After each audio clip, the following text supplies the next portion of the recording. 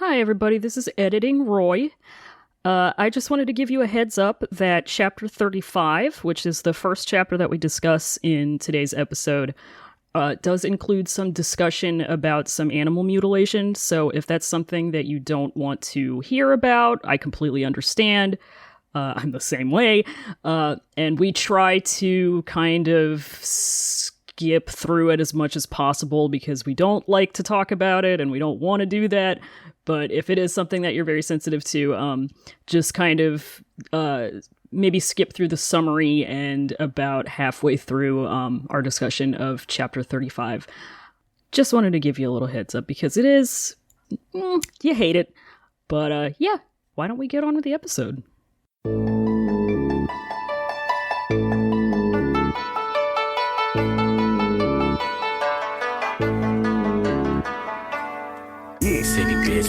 City bitch, 10, 10, 10, 20s on your titties, bitch. 100 deep, VIP, no guest list. TT raw, you don't know who you fucking with. Got my other bitch, fucking with my other bitch. Fucking all night, we ain't sell a bit. Say I'm too dope, I ain't selling it. Bar fresh than the motherfucking peppermint. The gold letterman's last king killing shit. Young money, yeah, we getting rich. Got your grandma on my dick. Friends, haters, cultivators. Welcome. Welcome to Podcasting is Forbidden in the Cloud Recesses, the only lesbian hosted podcast about master doctrine of the devil. I'm Roy, aka Hot Ghost Summer. And I'm Fallon, aka Uncle Way's Donkey Slapper Kongi Sauce. Jesus Christ! For those of you who do not reside in the U.S., for some reason our country has, among many other unhealthy obsessions, an unhealthy obsession with really weirdly named crazy spicy hot sauce. So I wanted to pay homage to that today because of Wei Wuxian's antics. His antics. In this chapter. He's doing some antics. We also have, speaking of antics, we got guest cultivator Valerie Flight Cub here. We have the young ruler of antics, I might even say. I am Val Flight Cub, aka Wei Wuxian. Yes. That the shenanigans master. It's good. So, Val, it's been a minute, but you were on before, and the last time you were on, we were talking about the show of this. Yes. One of our first guests, actually. I know, and we do still hold it dearly. Absolutely. In our hearts. It's been good. I started to read the book before I was like, this is too much for me to read all in one go. And I was reading the first couple chapters and I was like, I remember this. I remember all of this from the first whatever episodes. Now I do have to admit my shame, which is that when Alex and I were on, she was like, Val and I enjoyed this show, and I don't know about them, but I'm going to keep watching. And I was like, hell yes, I'm definitely going to watch along.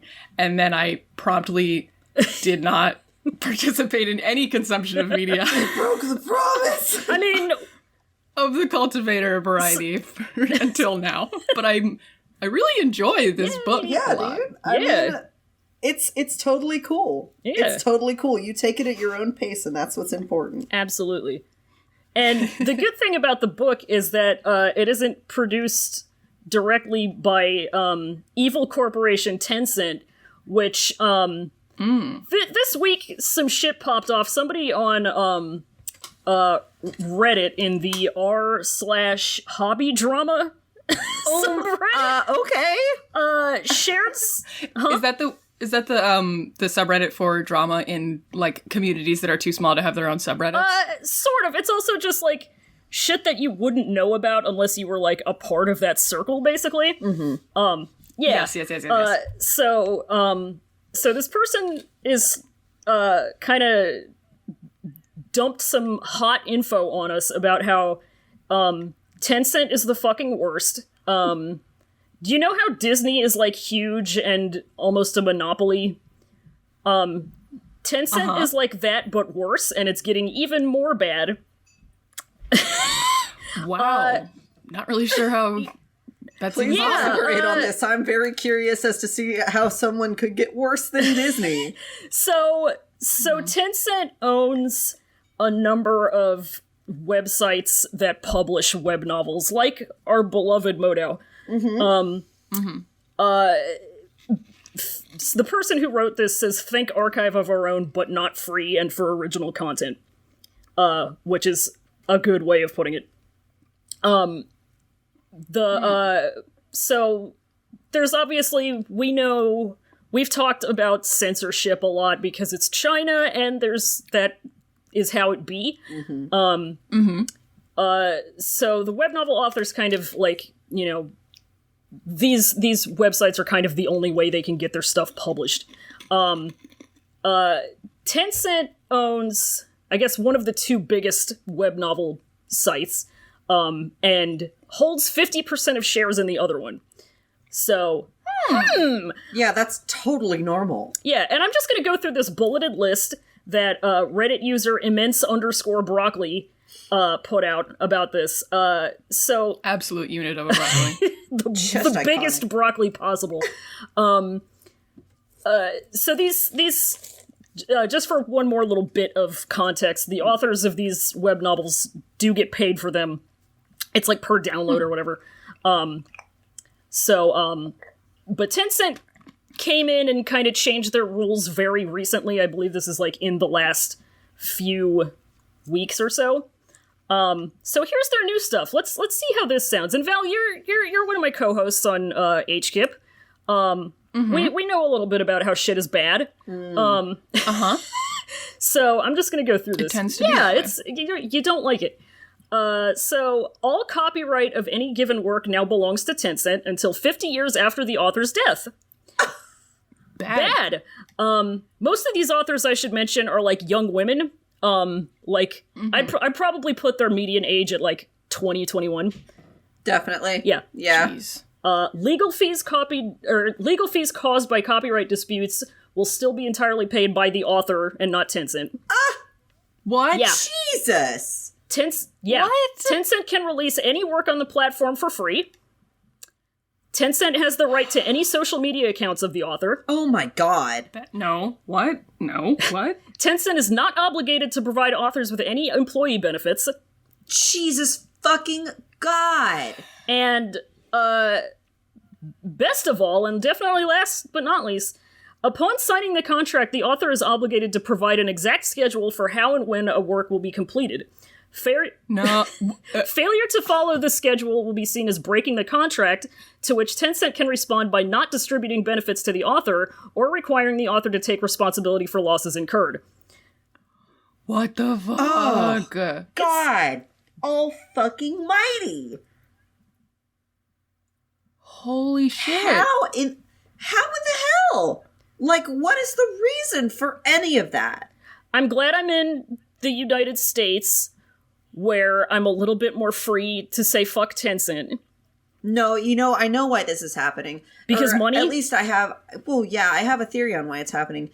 Because they're seeing all of these web novels get adapted into extremely successful C-dramas. Mm-hmm. And I think, I hate to say it, and I don't know what the climate with, web novels getting adapted into C-dramas is in China. I'm assuming the inundation we're seeing here in the States is just a fraction of what's happening there, because obviously it's incredibly profitable. Mm-hmm. And I'm sure Tencent is seeing that it's incredibly profitable and being like, oh yeah, they're drooling. We make this 100% ours and completely screw over the people who are providing this product to us. Yeah.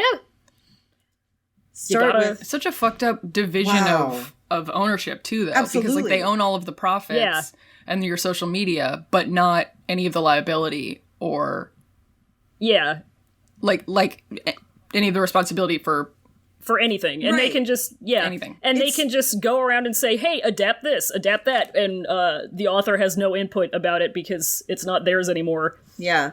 Yep. Mm-hmm. It seems like just kind of the complete opposite of what a deal would normally be, where, you're basically paying for them to accept liability for you. Like, that's the service that they provide on top of hosting it, promoting it, etc. This is just absolutely egregious. Yeah.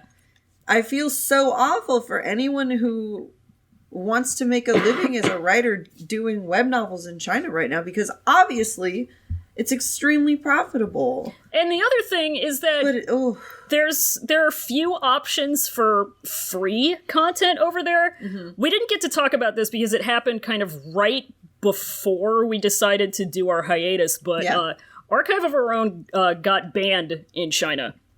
Right. Oh my god. Directly due to some idol fandom bullshit that directly involved our boy Wei Wuxian of the show Xiaoyu, and he kind of disappeared for a little while after that, and then came back. Wow. Because it was just that big of a fucking mess. I'm not gonna get into it because I'm frankly not informed enough about it, but what I will say is Jesus McCreezus. This is fucking horrifying. Isn't it bad? It's horrifying. Isn't it bad? Okay, well, definitely starting this episode on a strong note. Luckily, it's mostly situation comedy from here on out. Yeah, we're just talking funny medicine and, little boys getting sneezed on. Absolutely. But yeah, I wanted to put that out there because it's a big deal. Tens be scenting. Oh, yeah. And I want to take advantage of my platform to say that while we are consuming and podcasting about a product that has ties to it, they aren't getting any of our money, so fuck Absolutely them. not a cent. I'm sorry. Absolutely not a cent. I wish that... I wish I could give my Patreon money to MXTX herself. Yeah, I wish that we had the capabilities to purchase the novel or something, at least, even if we can't read it before it was revealed that this is the normal. This is the norm now. But from here on out, I'm sorry. Love to do it. Woo! Let's go capitalism, baby. Love to capitalism. The extreme good place conundrum thing of it is that it would be impossible to completely boycott all 10-cent products. Oh, yeah. Just like it would be completely impossible to boycott all Disney products or Johnson & Johnson products. It goes so deep. Right. It's in everything.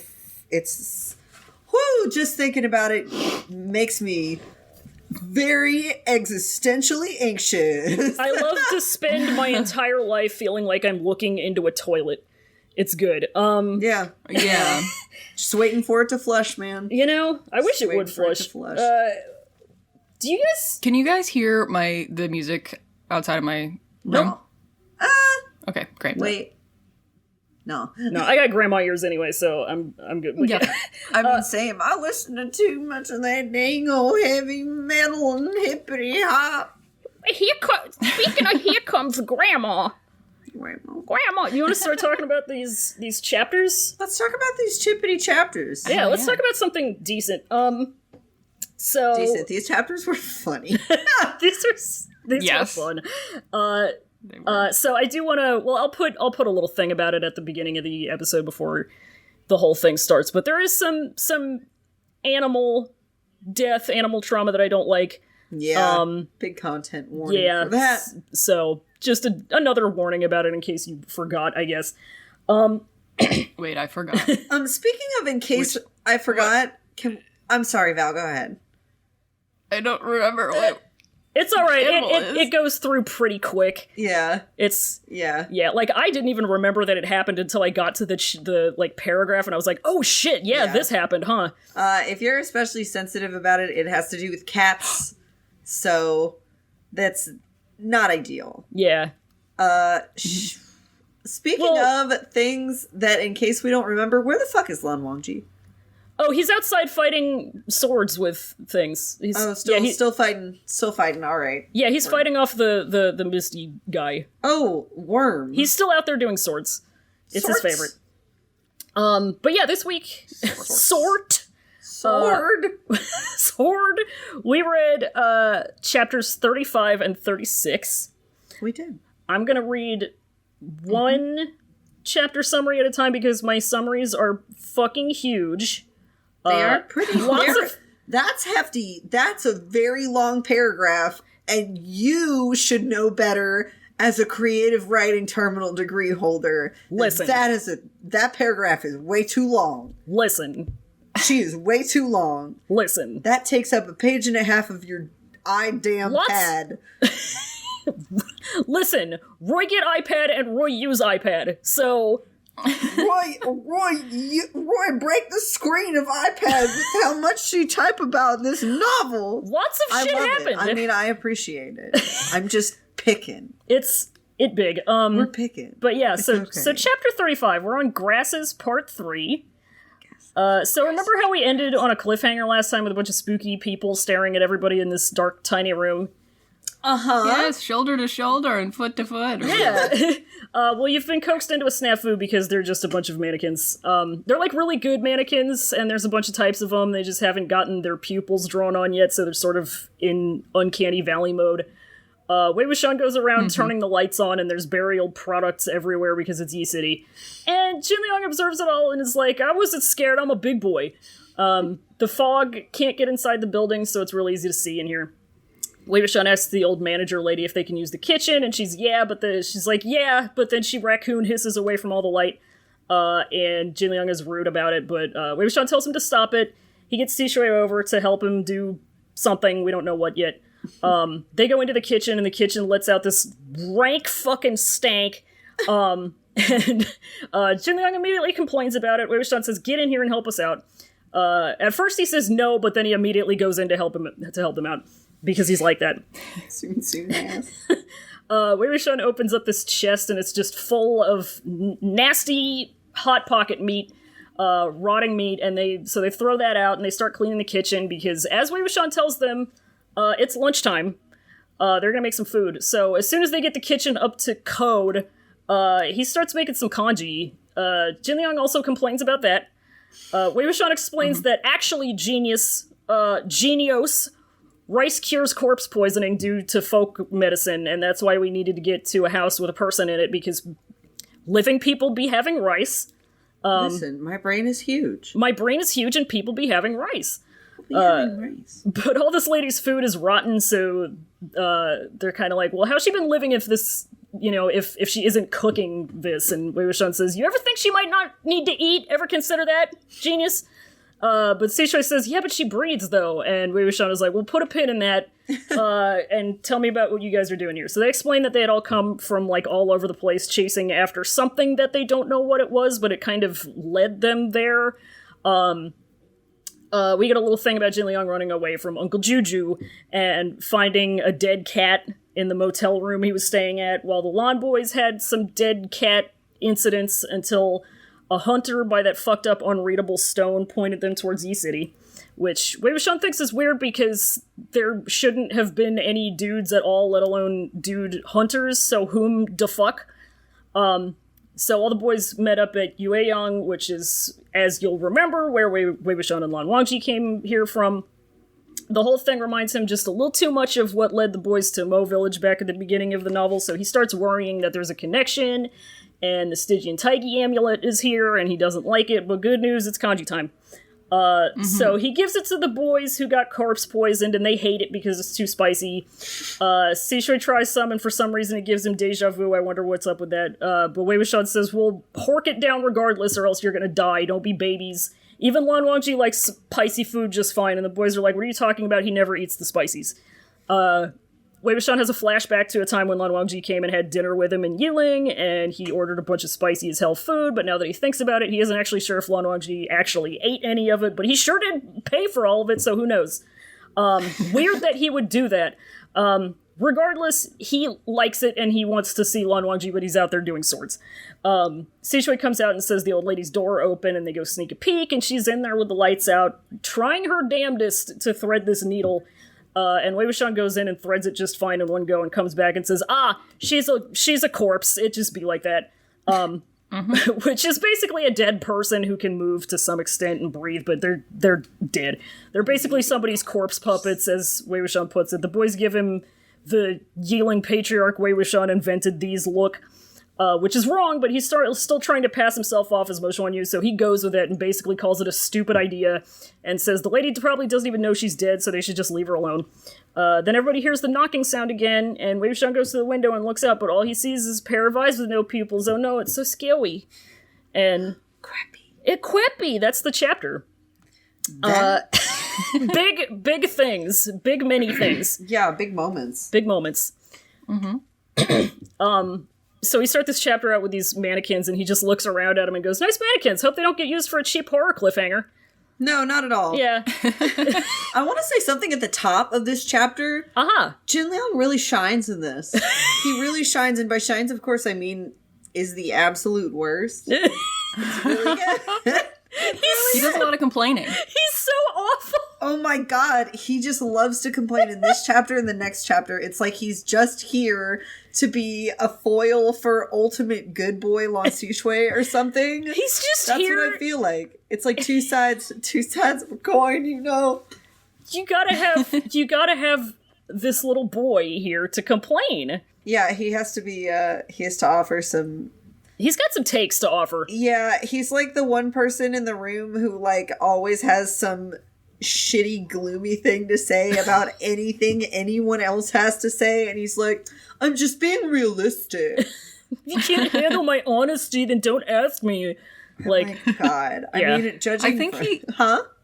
I think he kind of functions as, like, the emotional, like, bazaar in the fight scene that is the Lan sect's, like, emotional stoicism. yeah. I like that. So, yeah. like, they're, like, they don't respond to things. They're just like, Yeah. everything's fine. Oh, yeah. And, of course, Wei Wuxian's seen everything, and he's like, oh, yeah, it's a living corpse. Yeah. It's like a person, but dead. Yeah. He's just And vibing. then this kid is like, everything we're doing is weird. It smells bad. I don't like to eat this food. I don't want to go home. It's gross. Everyone here is stupid. You guys are wasting my time. I think it definitely like I don't want to help out. Helps out anyway. Yeah. It definitely speaks to, you know, who raised him. Oh, yeah. And the environment that Zhangcheng was raised in, where, you know, of course, the Yunmong approach to things is way less measured and way less, like you said, stoic than the Lans. It's just really fun to see that contrast in action, the juxtaposition of it all. Yeah. You know, little $5 word for you there. Whatever. Did that metaphor make sense? Did you guys understand what I was saying? Oh, yeah. When I said Yeah. Oh, bizarre? definitely. It Okay. was Oh, yeah. perfect. Yeah. Okay, thank you. He's actually seeing this, like, the shit, the fucking crazy shit that it is, whereas everybody else is either like, nah, it's cool, I got it, or it's regular. I don't see why Yeah. everybody's, Right. Because honestly, the shit that Wei Wuxian pulls in these next two chapters is quite frankly absurd. Uh-huh. And the little ducklings, they're just following along with him because, one, they've imprinted on him at Oh, this yeah. point, and two, he's the adult and he has to know everything, and he exudes this air of knowing everything that makes people want to trust him, like we see a little bit later. I do not understand how they all still think that this is Master Mo. Like, Right. have they never met him? Oh my god. They're like, maybe this is a really smart, cool kid. That's the and best part. We should be friends with him now. yeah. Like, this guy, Like, he's being so Wei Wuxian-y. he, Yeah. like, totally knows Wei Wuxian really well. He acts a lot like Wei Wuxian. He's kind of a Wei Wuxian apologist. He's definitely a Wei Wuxian apologist, and, like, he definitely doesn't talk like a scared little, like, however old Mo Xuanyu was supposed to be, like, 22, 24. 24. Yeah. Yeah. But, hey, he says he's Mo Xuanyu, so, like, Yeah. I mean, and none of them, he's a cool teacher, and none of them know Wei Wuxian. Yeah, well, none of them know Wei Wuxian, but none of them really know Mo Xuanyu either. Like, the only one That's that true, would right. know him to any extent is Jin Liang, but he's not going to care. Yeah. Because everybody else in his life said, get away from him. Don't. Yeah. Yeah. I think the best thing Wei Wuxian has going for him in this situation especially is how charismatic he is. Yeah. He's just very confident, and he's a good boy, and I love him, and I would die for him. Yep. Yeah. I think if I was in this situation, I also would not question, like, why this person knows so much and just, like, be thankful that there's somebody that knows what the fuck's happening. Oh, For yeah. real, because this is a nightmare. Oh, yeah. Absolutely. There's Yeah. so much. Oh, yeah. Everything happens so much. So they're in this room with the, like, new Target mannequins. Yeah. Remember when we went to Target last month and the mannequins were, like, super good? Oh my god, they What had, the like, fuck? actual realistic body shapes. Like, not just, like, They had, like, fat rolls. It was, like, not even that, too. It was, like, they didn't just have, like, the Like, they looked like they had organs. And the fat mannequin, they also had one in between that was, like, an actual, like, average size, and it wasn't, like, an hourglass or whatever. It was just, like, kind of, like, straight-bodied, full-bodied. Like I was like a normal-ass person. I was like, wow. The lowest standard Thanks for possible doing has the bare been minimum. reached. Thank you for doing the bare minimum, what you should have been doing for the past however long Target has been in stores for. But hey, at least they're doing it. Who's But counting? yeah, they see all these cool, like, these awesome little funeral tchotchkes everywhere. Yeah, there's burial pinatas. Burial pinata. They are burial pinatas. They got nether brawlers, dudes who will just cape for you in the afterlife. They're bouncers. Yeah, just follow your shit around and just fuck up anybody who tries to mess with you. I like it. They're And that like, photo of the two huge dudes that's captioned, "These men show up at your door and take you to heaven." Yeah. Everyone's dream.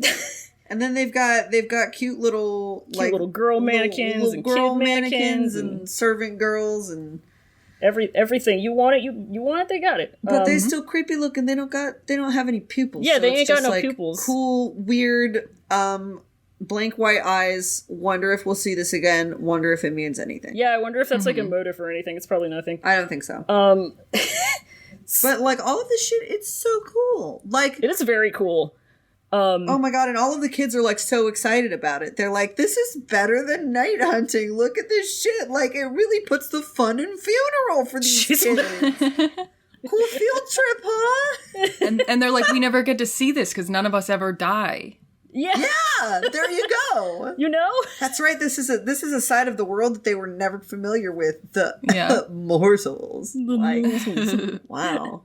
And I think this is where Jin Young is like, he got scared a little bit, and then he's like, no, I'm a big boy. Yeah. And then he's like, he notices that like it's just fucking mannequins and stuff, and he goes, okay, like really quietly to himself, and just puts his sword away. It's a really good. Was it scared? Oh yeah, they say that like he had pulled out his sword a little bit Yeah. before Sighed realizing. with discreet relief.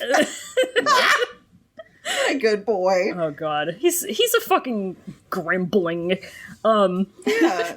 And I mean, so he asks, he's like, can we maybe hit up that kitchen a little bit, maybe get it cooking?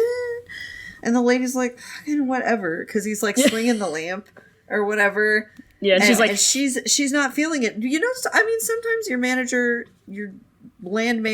landlord, they're just like a grumpy vampire, and that's fine. she's driving. No, you go. Oh, she's me driving to work on a sunny morning after I take my effexor. God. My light sensitive ass.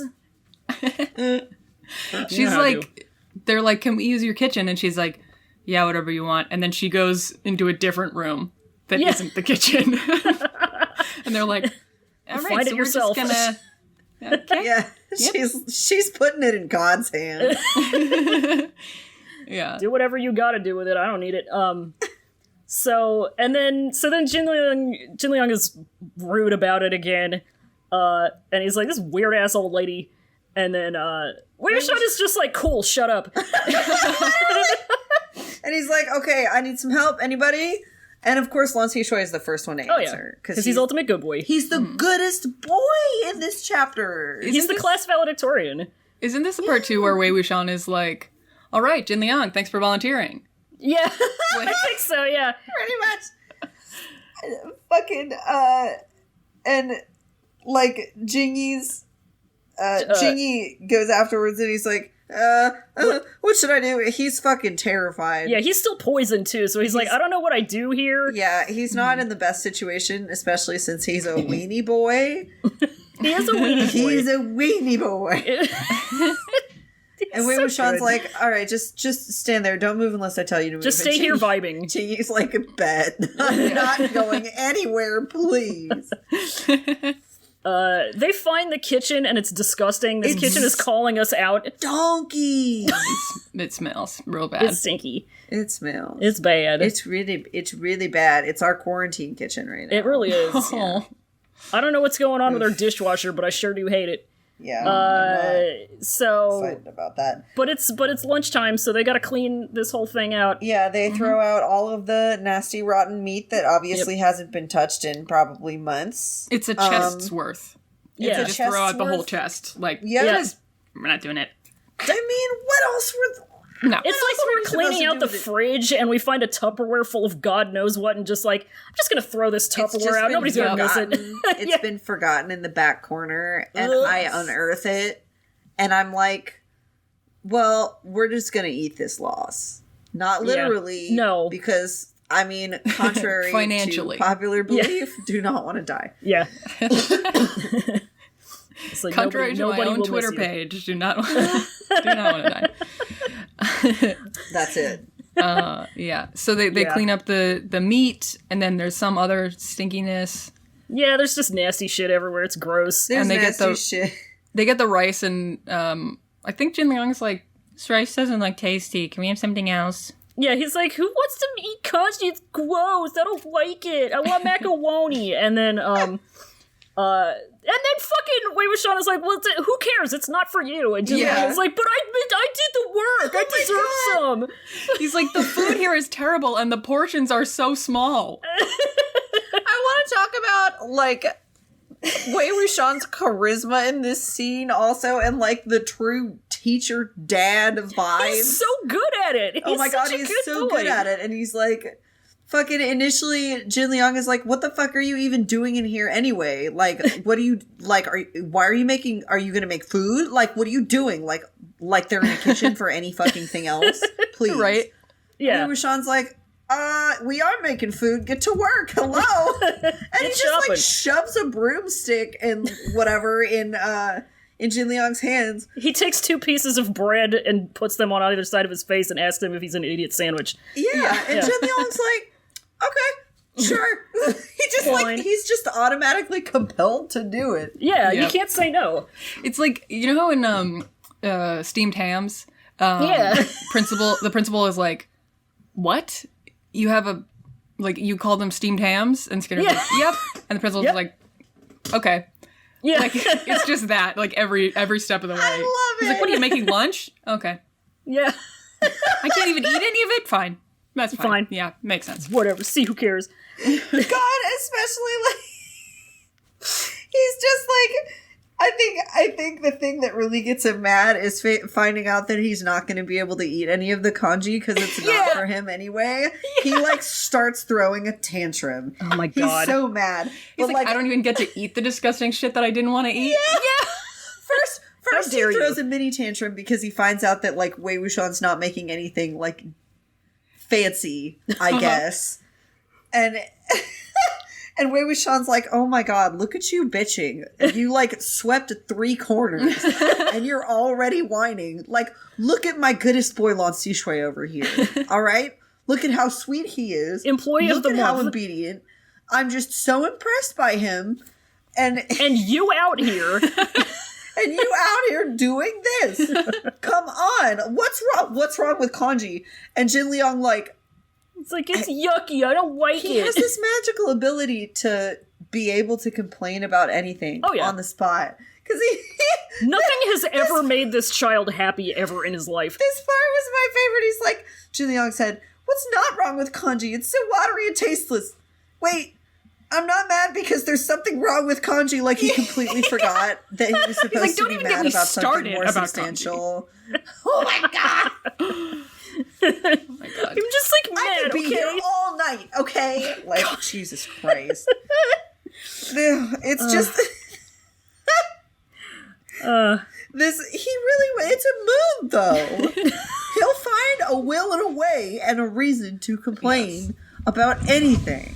Sometimes you gotta. It's like when you got out of the car the one time a million years ago and wanted to complain and went, leg. What? Leg. Just randomly. Felt like complaining. Yeah. I don't know. I was like 19. So that's an explanation for you. It was funny to me. And so, yeah, anyway, Jin Leong gets really mad because he's not going to be able to eat any of the shitty congee. That he doesn't want, supposedly. And then... And he's like, he gets so mad about it. He's really having a rough go of it today. Yeah. And Lan Shui comes in and he's like, why are we doing this? hey, is it because the kanji is a corpse poisoning cure? How about that? Is that why? And he just figured that out all by himself. Smart little boy. Wei Wuxian is so like, quote unquote, inexplicably proud of this boy. He's like, you're right, kinda. It's the rice. Yeah, you rub some rice on yourself and it takes the demons away. Yeah, you put the glutinous rice on a zombie wound. He goes through Brian Regan cup of dirt bit. And he fucking says, like, try this at home, kids, and like goes through his whole cure, which is like, so since the mummy dust got into their bloodstreams or whatever, they have to actually eat it instead of just putting it on them. Yeah, they can't cut off the zombie bite with Valyrian steel, so they're eating Valyrian steel instead. I wonder if they ever tried to just cut the mummy dust out of them. You know. You go to the secret part of the Lan sect's library and they find a book in there that says, just cut it out. God. So they big brain this shit out, right? Oh, yeah. And I think he actually even says, like, I'm not sure that this will work, but we're gonna try it. Yeah. Like, Yeah. okay. He's like, and Jin Leong, of course, you know, he's the only one here who has the bravery. He's brave enough, strong enough, and valid enough to bitch about it still. He's like, yeah, but the rice is super old. Yeah. It's super old and gross. I don't like it. And then they talk about how, you know, maybe Wei Wuxian's like, maybe she doesn't need to eat, wink, wink. And the kids are like, fucking... That doesn't make any sense. That doesn't make any sense, Master Mo. And Wei Wuxian's like, you haven't unlocked this information yet. And continues to stir the kanji. Yeah. So he decides he wants to get some answers out of these boys. Yeah, he changes the subject. He's like, all right, so how the hell did you little motley crew end up together? Because there's many boys. It's easy to forget that there are a lot of little boys here. They're just all stuffed into this little cottage. I liked imagining that when I was reading the chapter. Suddenly, like, because I would intermittently remember that there are like 20 kids. Yeah, there's a lot of little boys here. I'm calling them little boys, but they're like 15 to 17. Yeah. They're teenagers. Those are But still that's- little boys. That's Those a are baby's babies. age. That's the age that little children are. Yeah. It's a child's age. Yeah. As we know. Not saying that to be condescending. I'm just saying You're literally a babies. child. Yeah. They are little baby children. I have nothing there to are many talk of them. about. I have nothing to talk about with kids that age, just like I have even less to talk about with kids that age than I would have to talk about with kids even younger than that, and I have nothing to talk about in common with any children up to like the age of, I would say, like 19 or 20. I'm like, Just sitting there like, so you're a baby. See any clouds? Fortnite, See huh? any clouds in cool Yes. shapes? You like dogs? Can you floss? How about that YouTube? Cooking beetroot? You Oh my want some God. beetroot? Ingredients? That's what this Ingredients? chapter is. It's the ingredients Ingredients? to cure yourself of corpse disease. So he says try this at home, and then they get the rundown of what they did. Fucking, and I like how it's partially in Jin Leong's perspective. For Yeah, this. he's going through this whole thing where he snuck out and now he has to sneak back in. He and he snuck has to out- play Don't Wake Daddy with his Yeah, fucking uncle. He's playing fucking keep away with Zhang Cheng until he cools off. Yeah. Until his blood pressure goes back to normal. Like he's going to actually do anything. Of course not. He's just gonna yell at him, which granted, He's is just gonna not be good. grumpy. He's just gonna He's be just mad. gonna be grumpy. He's a grumpy bear. So he's like, so what he's doing in this flashback is he's sneaking around with his dog, and he ends up in like a Motel 6, and there's a dead cat in the room, and I don't like that. No. No, There's a lot of cat mutilation. I don't like any of it. I don't want to get into too much detail with it because it making me mad and upset. Yeah, basically he's being stalked with this dead cat, and the other kids are like, "Oh yeah, that happened to us too." And so they kept following wherever instances of this happened. Yeah, and let him hear. Yeah, and it's weird that the Lawn Boys started out in Lanya. I wonder if that's going to mean anything later. What could Lanya possibly have in it? It's probably nothing. It's probably nothing. Now remind me again, Roy, where is Lanya exactly? Who lives in Lanya? That's a spoiler. I'm not going to say it. It's not a spoiler. I just want to know. It might be some boys in some green robes, maybe. Huh. Yeah, it's weird how that is. I'm just talking about that. Yeah, just hashtag thonking. The sect thing is too Fucking confusing for me to understand a lot of the time, so that's still not a spoiler for me because I don't know what it means. You're good. Val, I'm just gonna keep reading. Yeah, it's figure it out eventually. yeah. I mean, the green thing isn't even in the book either, so it's whatever. They're green in the show, so that's what matters to me. Yeah, and the kids there's green like, boys, purple boys, white boys, red boys, yellow boys, and yellow boys. Yeller. That's what it's Yeller. Yeah, and one pink girl. and yeah, one pink girl. Yeah, and that's how you know she's different. that's so you right. know she's a girl. Yeah, that's it. Her long eyelashes and her And fucking. That's right. and her little hair puffballs. yeah. Stylish. Stylish. I like that the author of the novel in this chapter takes the care to tell us that some of the mannequins had one bun and some of them had two buns in their hair. Oh yeah. I mean, that's a very important distinction. Yeah. The two genders. One bun or two. So they're You get talking. one choice for your whole life. Yeah. So the boys are like, yeah, we got here and there was a hunter and he told us go that way for Yi City. Yeah. Go that way for the plot to happen. And Wei Wuxian is like, well, we didn't see any hunters. We just saw some old ladies feeding one chicken. And we were there like 10 minutes before you, so... Yeah, so what is the truth? What is the truth? And Wei Wuxian's hashtag talking about it. Yeah. And he's like, He's doing a lot of brain. So basically the thing is these kids are being like lured somewhere, but there was the threat of danger, but none of them ever actually got hurt. And it was like whoever did it, and he comes to the conclusion that it must be someone or a group of someone's that were sorry, my throat is dry. Targeting. I would love some. He comes to the conclusion that of course there's somebody leading them here. Mm-hmm. And it's just like it's a situation that's just, I'll bait these children into maybe coming face to face with a violent evil entity, but I draw the line at unnecessary child injury. Yeah. Which like I'll give them a little bit of credit for that. Did they have to mutilate the kitties, though? They did not have to mutilate the cats, so overall they're getting a D+ from me. Yeah. For this.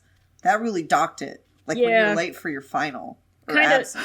I don't remember how school works. And this is like kind of what makes Wei Wuxian start thinking like, I don't know, man, this is just like how the kids got lured out to Mo Village. It's just like Mo Village. Yeah, and he starts thinking about how like last time the zombies wouldn't listen to him, so he's like, oh shit, maybe it's the Tyga amulet. Oh shit, here we go again. And then Seishui's like, hey, I think your kanji's ready, Master Mo. It's lunchtime. Senior Mo. Senior Mo. Which is noted in the oh yeah, which this is good. annotated as another honorific where the Japanese senpai honorific came from. Mm-hmm. There you go. So stick that in your hat. Mo. Senior Mo. Senior. So he gives all of the poisoned boys some kanji, and they eat it and they hate it. It's really, really spicy. And they're like, really we don't want to spicy. eat this. It's extremely, extremely spicy. But Wei Wuxian's like, hey, no. Just put it in your body. And, the spice is going to help you sweat all of the nasty out. And he's Fucking plus chili it's medicine, juice so it's not ass. supposed to taste good. So Yeah, Oh, you're gonna have waterfalls after this. It's fine. It's your body cleaning out the toxins. Just like when you drink your lemon cayenne kale juice. concentrate. Your fermented cabbage that makes your stomach fall out. Oh. He says all medicine is poisonous to some degree. I mean, technically back then, I think it was. Yeah.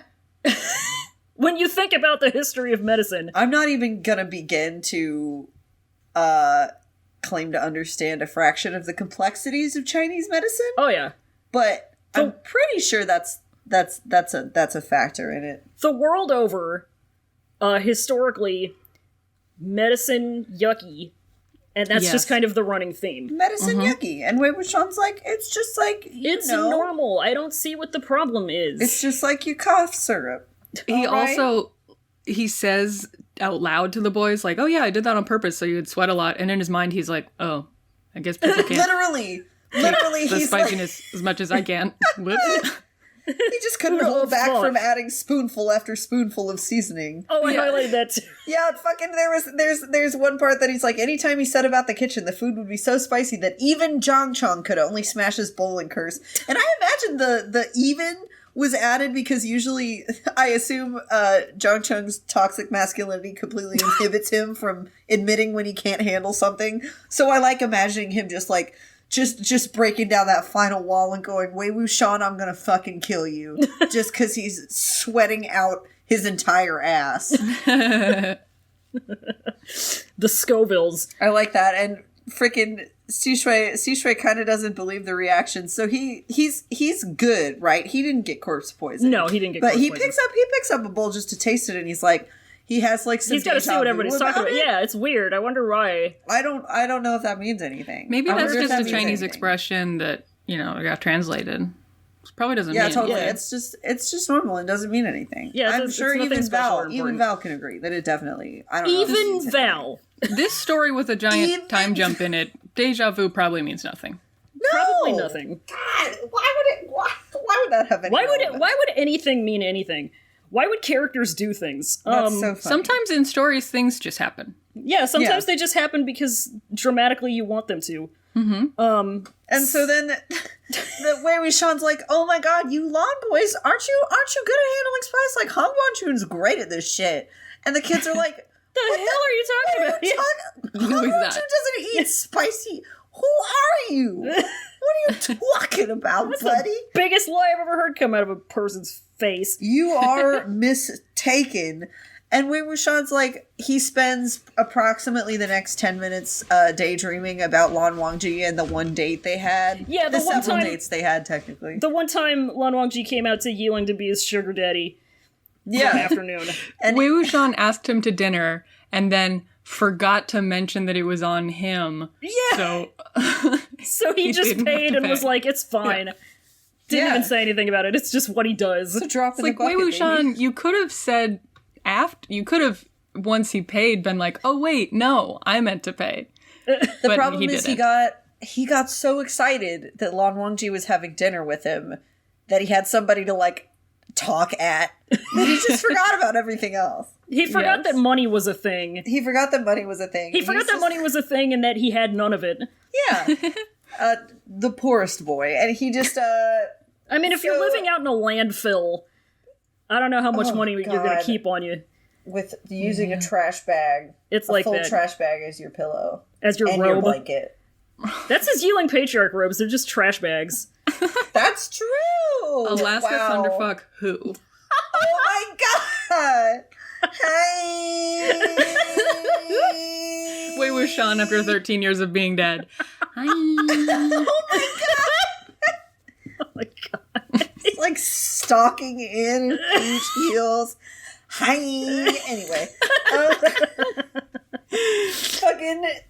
So Wei Wuxian is like, on the date, he ordered a lot of spicy food. Yeah. Oh, but maybe he didn't eat any of it. Yeah. He just bought all this food and said, here, this is for you. Mm-hmm. He just remembers Lan Wangji being there and being able to talk to him. And just the fact that he prioritizes that part of the memory and just memories like this in general after 13 years of death is... you are gay. He's gay. So I put down, son, you're gay. You are gay. Son, you gay. And then he like finishes thinking about this. He's like, I really want to see him. I wish he wasn't out doing swords. It's like, I don't know. I just have this inexplicable urge to be around my huge hot man friend at every waking hour and also while we're sleeping too. And I also kind of want to spend the rest of my life with him. Anyway, I love being straight. It's weird. I was just thinking about him a lot. It's just because we're friends, so. It's just like bro stuff. Yeah. He's just sitting here fantasizing about Lan Wangji and the kids are like, hello? Hey, I can't snap my fingers, but that's what I'm doing. There we go. I got you. Yeah, thank you. See, you got me covered. You can snap your fingers and I can whistle. That's the talents that we have. Yeah, your fingers are too tiny and delicate to snap. My hands look like this, so yours can look like that. Big bear paw. Big bear paw. Big bear paw against a tiny little Pomeranian paw. Anyway, so then Xi Shui's like, hey, her door, that hag's door open. He doesn't call her a hag, he calls her an old lady, but everybody else calls her a hag. While Xi Shui's just very, very respectful. Yeah. And then, like, from somewhere came an eerie gust of wind. You gotta have that. You just gotta have that no matter how little sense it makes. So he goes into the room and he inspects her and she's trying to do some embroidery or whatever and he's like, hey, are you trying trouble there? Yeah. Thread the needle? She's like, trying to. Her hands are just, they're like, oh God, and fucking, you remember in Happy Gilmore, and his golf teacher had that hand, the prosthetic, that was just like, God. completely, it was just the hand with 4 fingers fused together. Oh my fucking God. Completely stiff. That's what I imagine. Just like using... That's a deep cut. Sorry. That's a pull. I have not seen that, so I don't know. Oh, but shit! Sounds bad. It's pretty bad. I'm pretty sure it's been a very long time since I saw the movie. Pretty sure he got it bitten off by an alligator, and then at the end of the movie, he got eaten by an alligator again. Okay. Just like in Peter Pan. Just some Happy Gilmore takes for you. What if Adam Sandler played Wei Wuxian? God, no. I'm speechless with how fervently I don't want to see that. Jack and Jin Liang, is that a thing? Is that anything? I think, you know what? You know what? I'll take it. I will take that. We'll take it. Oh, God. So yeah, she's like using both hands to try to thread the needle. Yeah. And Sean's like, hey, you want to like turn a light on? Can I help you a little bit? And of course he like steps in. And he just does it. Volunteers himself and does it. And then he goes back to the boys and he says, she just doesn't know she's dead. Don't mind her. That's her business. Yeah. That's between her and God. Don't worry about it. Yeah. He's like, don't call her a hag. That's rude. She's just dead. Also, it's an easy mistake to make. Yeah. Don't be mean. She's dead. And then I like when Lan Xishui asks what a living corpse is, and Wei Wuxian's just kind of the bigger you are, the larger you are moment. Yeah. A living corpse is a corpse that is living. Yeah. That's it. The deader you are, the less alive you are. The deader you are, the less alive you are. He does some corpse science, and they're like asking him all these questions, and he says something that's basically just to the effect of, imagine thinking you can check your notes in the field, laughing, crying emoji, couldn't be me. I think they're like, we'll write down what you're telling us. Yeah. Just remember them in your brain. I liked it. Just put them in your brain. They're big. I kind of liked that a lot, honestly, because I saw it as a pretty cool contrast to how the Lawn Boys in particular learn things. Oh yeah. You know, I think it's another nice little juxtaposition. Because Jingyi's like, do you want us to be taking notes after Wei Wuxian goes through all of this? Right. He says, is this going to be on the test? The lesson. Yeah. Yeah, and it's freaking, it's just a nice difference between his particular teaching style, which prioritizes like field experience and going with the flow of shit, versus what the Lawn Boys have been taught and what most of the cultivation sects have been taught. Yeah. Which is to basically go by what is cooking by the down. books. Cooking by the books. Yeah. Did you see that girl has a TikTok now? No. And she did a lip sync to that iconic remix in her costume. Oh my god. Pretty good. What are you guys talking about? The Lazy Town girl The pink hair one. She is like a full-assed grown adult now, and she has a TikTok. Nice. And she did one where she dressed up in the costume, and she sang along to the Lil Jon remix that the internet loved so much. Nice. Back in the good old days. Mm-hmm. Internet famous. It was a good internet treat for all of us. I have a story that's related to the "It's Just a Corpse That Is Living." Please do. But I think it's really funny. Please. I went to Outback Steakhouse with my friends one time, and they have the Bloomin' Onion. Oh yeah. So it comes with, according to the menu, it comes with bloom sauce. And the waitress comes over, and my friend was like, "Hey, so what is the bloom sauce?" And she goes, "It's just the sauce that comes with the bloom." And then walks away. And he was like, "I wanted to know what kind of sauce it is." Thanks so much. It's just the sauce that comes with the bloom. What's a living corpse? Oh, it's just a corpse that's living. Yeah. That's it. What other explanation do you need, idiot? Jesus. Nods heartily. So this is the So these corpse puppets, Wei Wuxian explains how he pretends that Master Mo thinks Wei Wuxian did it, but he knows that he didn't, because it's like people who tried to imitate his necromancy style but weren't powerful enough or something, so they don't get basically an army of zombies, they just get zombies. Yeah. He says making living corpses is a stupid technique for dumb idiots who are losers. Stay in school. And he's just like, he literally says it's so dumb. Yeah. He's initially kind of affronted, I guess, by the kids immediately assuming that it was Wei Wuxian who made this corpse. They make it was Wei Wuxian face. Bro, yeah. He originated the fucking technique. It's so, one of those... it would not be an illogical step to take. A conclusion to draw on. It's one of those buying a knockoff of my own design videos. Oh my god. Yeah. And so when Wei Wuxian clears it up, he's like, all right, yeah, Wei Wuxian totally did this shit with the Ghost General. And honestly, who came up with that shit? Can I just ask you who came up with that? That is so dumb. That's what he calls it. Dumb is the fucking Ghost General name. He's just a timid zombie. I'm sorry. Not that I know this personally because I'm not him, but whatever. Get your life, I guess.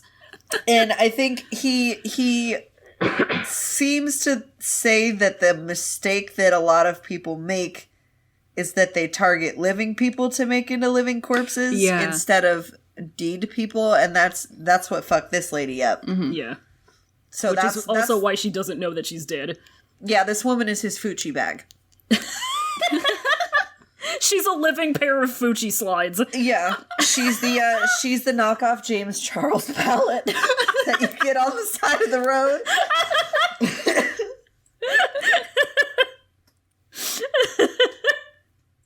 She opens the door and goes, "What's up, family?" Fucking then what? He just there's a scary noise. Jin Liang is offensive towards Wei Wuxian first. Oh yeah, he calls him Wei Ying. Yeah, he's disrespectful. The gall of this 15-year-old. Yeah.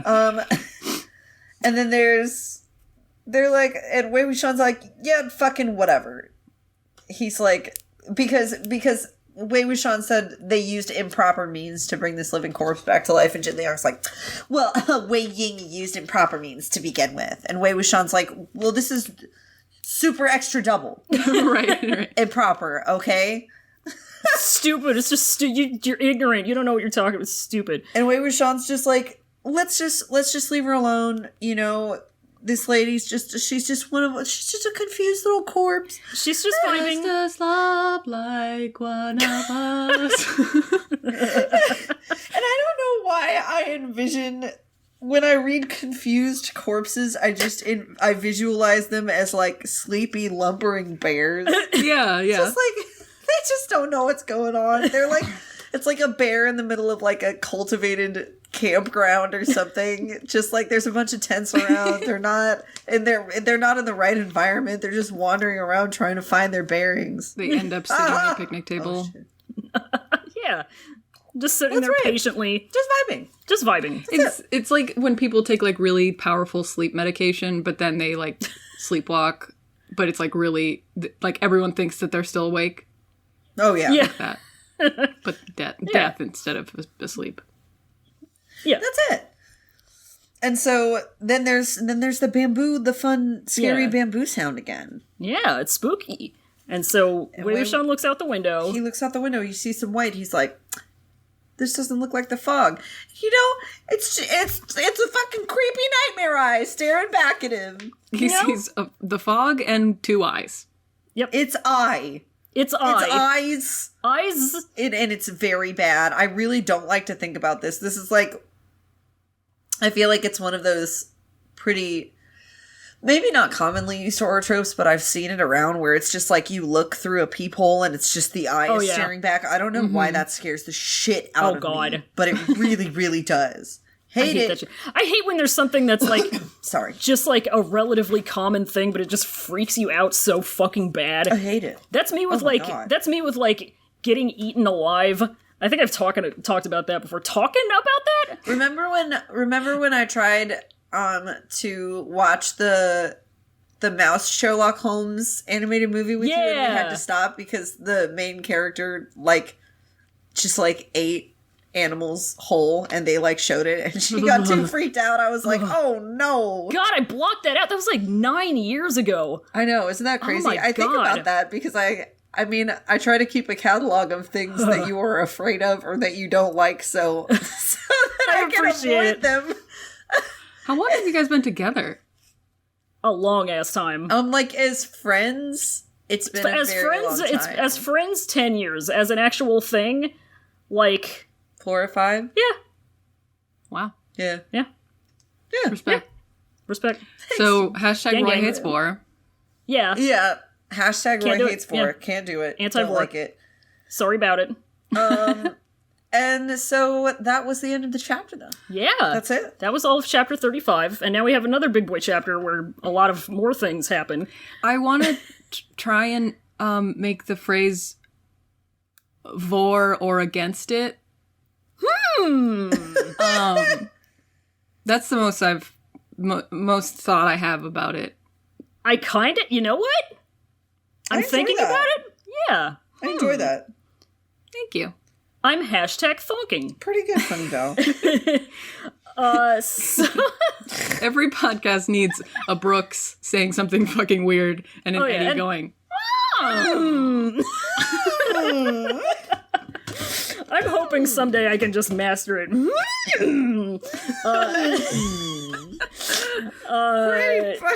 Good lord. But yeah, we get to chapter 36, and it's Grass's part 4. What? I'm sorry. I opened up my phone so I could do a quick scroll while you were doing the preview, and there's a new Inuyasha project coming out, and I'm very excited about it. Holy shit! Sorry. Continue. Little Inuyasha enjoyer. Oh my god. Is it about Inuyasha's son, Binuyasha? Yeah, I'm pretty sure that's what the fuck it is. It's gotta be. I'm 90% sure it's just literally all of their children. Rumiko Takahashi saw Boruto and said, you know what? I know what to do. Oh no, I see. She said, I got an idea. What the fuck? Okay. Oh no, yeah, it's a fucking second generation thing. I know it. And the kid's name is Bonuyasha. It focuses on Inuyasha and Sashomaru's daughters. So, God. Binuyasha and Beshomaru? Bebomaru? And their other daughter, Bagome. Please don't tell me this man had a child with Rin. That is so weird. Okay, I'm sorry. We have to get back to Wei Wuxian's adventures in parenting. Waylaid by the Inuyashas. Oh no, one of them has his little side hair things. Oh, God. Why do I recognize all of this? I'm horrified with myself. Deeply ingrained. It is. It's like knee-jerk. It's like a part of my DNA. Oh, shit. Oh, my God. Anyway, chapter 36, Crassus Part 4. Lots of things. So Wei Wuxian is looking out the window at the scary thing, so the boys are nervous for him, but then he's like, actually, the thing I'm looking at is really pretty and it rules, so don't scare it off. So, of course, Jin Liang is like, let me see! So, Wei Wuxian lets him, but he doesn't see anything until there's a jump scare. Wei Wuxian kind of makes fun of him, and he bees Tsundere about it. Sishui comes up and looks out the window and gets jump scared also. So now none of the boys want to go up because Wei Wuxian keeps sending them screamers and then making... The first kid to go up, though, he, like, sees it and he's like, ah! But he doesn't make any noise. And Wei Wuxian is like, it's great, right? Don't you love to see it? You love to see it. And the kid's like, yeah, I love to see it. You guys should see this. Yeah, it's really cool. It's definitely not a screamer. It's actually a Rickroll. God! So, but he, like... the famous thing that you love to see. The famous thing that you love to see. And he's making fun of them for reacting, but then he explains that, like, it's a ghost, and he teaches them about how ghosts scare people because it's easiest to suck out their tasty, tasty young energy, but then ghosts can't hurt you if you don't afraid of anything. Remember that? So, get brave. Just do it. So Jingyi kind of protests, but Wei Wuxian says, well, if you're gonna be a cultivator, unfortunately you gotta, so everybody line up, look at this cool ghost and describe it to me. Jingyi's like, but I'm sick, and so Wei Wuxian looks him over and declares that he's cured, so congratulations, little boy, you're up first. Presumably this means that all of the boys who were corpse poisoned are cured now because Jingyi is the only one, he's the representative. So the boys start going up one by one and looking at this ghost, and it's a girl, probably around the boy's age. She's dressed like a beggar, she's got a bamboo cane, and most notably her eyes are completely white, which they speculate means that she was blind when she was alive. One kid gives a very detailed description of her to the point that he'd slide into her DMs. And Wei Wuxian praises him for it. We don't get this kid's name in this chapter, but we will learn in a few chapters that this is Ouyang Zijin, and I'm just going to put that out there for ease of reference. The boys do some more analysis, and they come to the conclusion that her cane is the knocking sound they've been hearing. But then they kind of debate the nature of her blindness and how she's pretty nimble. So Wei Wuxian tells them that they're doing a good job, and then he pulls a board off the wall and starts trying to talk to her. But it turns out she's bleeding from her eyes, and her tongue's been ripped out, so she can't talk. She can't use sign language either, and she tries to write on the ground using her cane, but she's apparently illiterate, so nobody can figure out what she's trying to write. Then there's some footsteps, and she disappears. Everybody looks outside, and the fog has thinned some, but it comes back when this guy dressed in black, who's kind of limping a little, appears, and he's got a sword, and he knows how to fucking use it, but they don't think it's the mist-faced guy, because this dude is, like, whipping, whereas Misty guy was nay-naying. To put it one way. And this guy's trying to fend off all sorts of zombies and doing his damnedest. But he's kind of struggling, and he's getting a lot of mummy dust spat on him, so they all determine they gotta help him out. But they can't do it, or else they'll all get corpse poisoned. So Wei Wuxian has a brain blast. He grabs two of the mannequins in the room and animates them, as you do. And they absolutely destroy these zombies' whole lives and bring Homeboy inside. The boys watch all this like, damn, okay, I think I get the appeal of demonic cultivation now. Once the guy's kind of settled inside, Wei Wuxian starts like gently questioning him so the boys don't have to get close to him and risk another corpse poisoning. But the guy's kind of out of it, and also, as it happens, blind.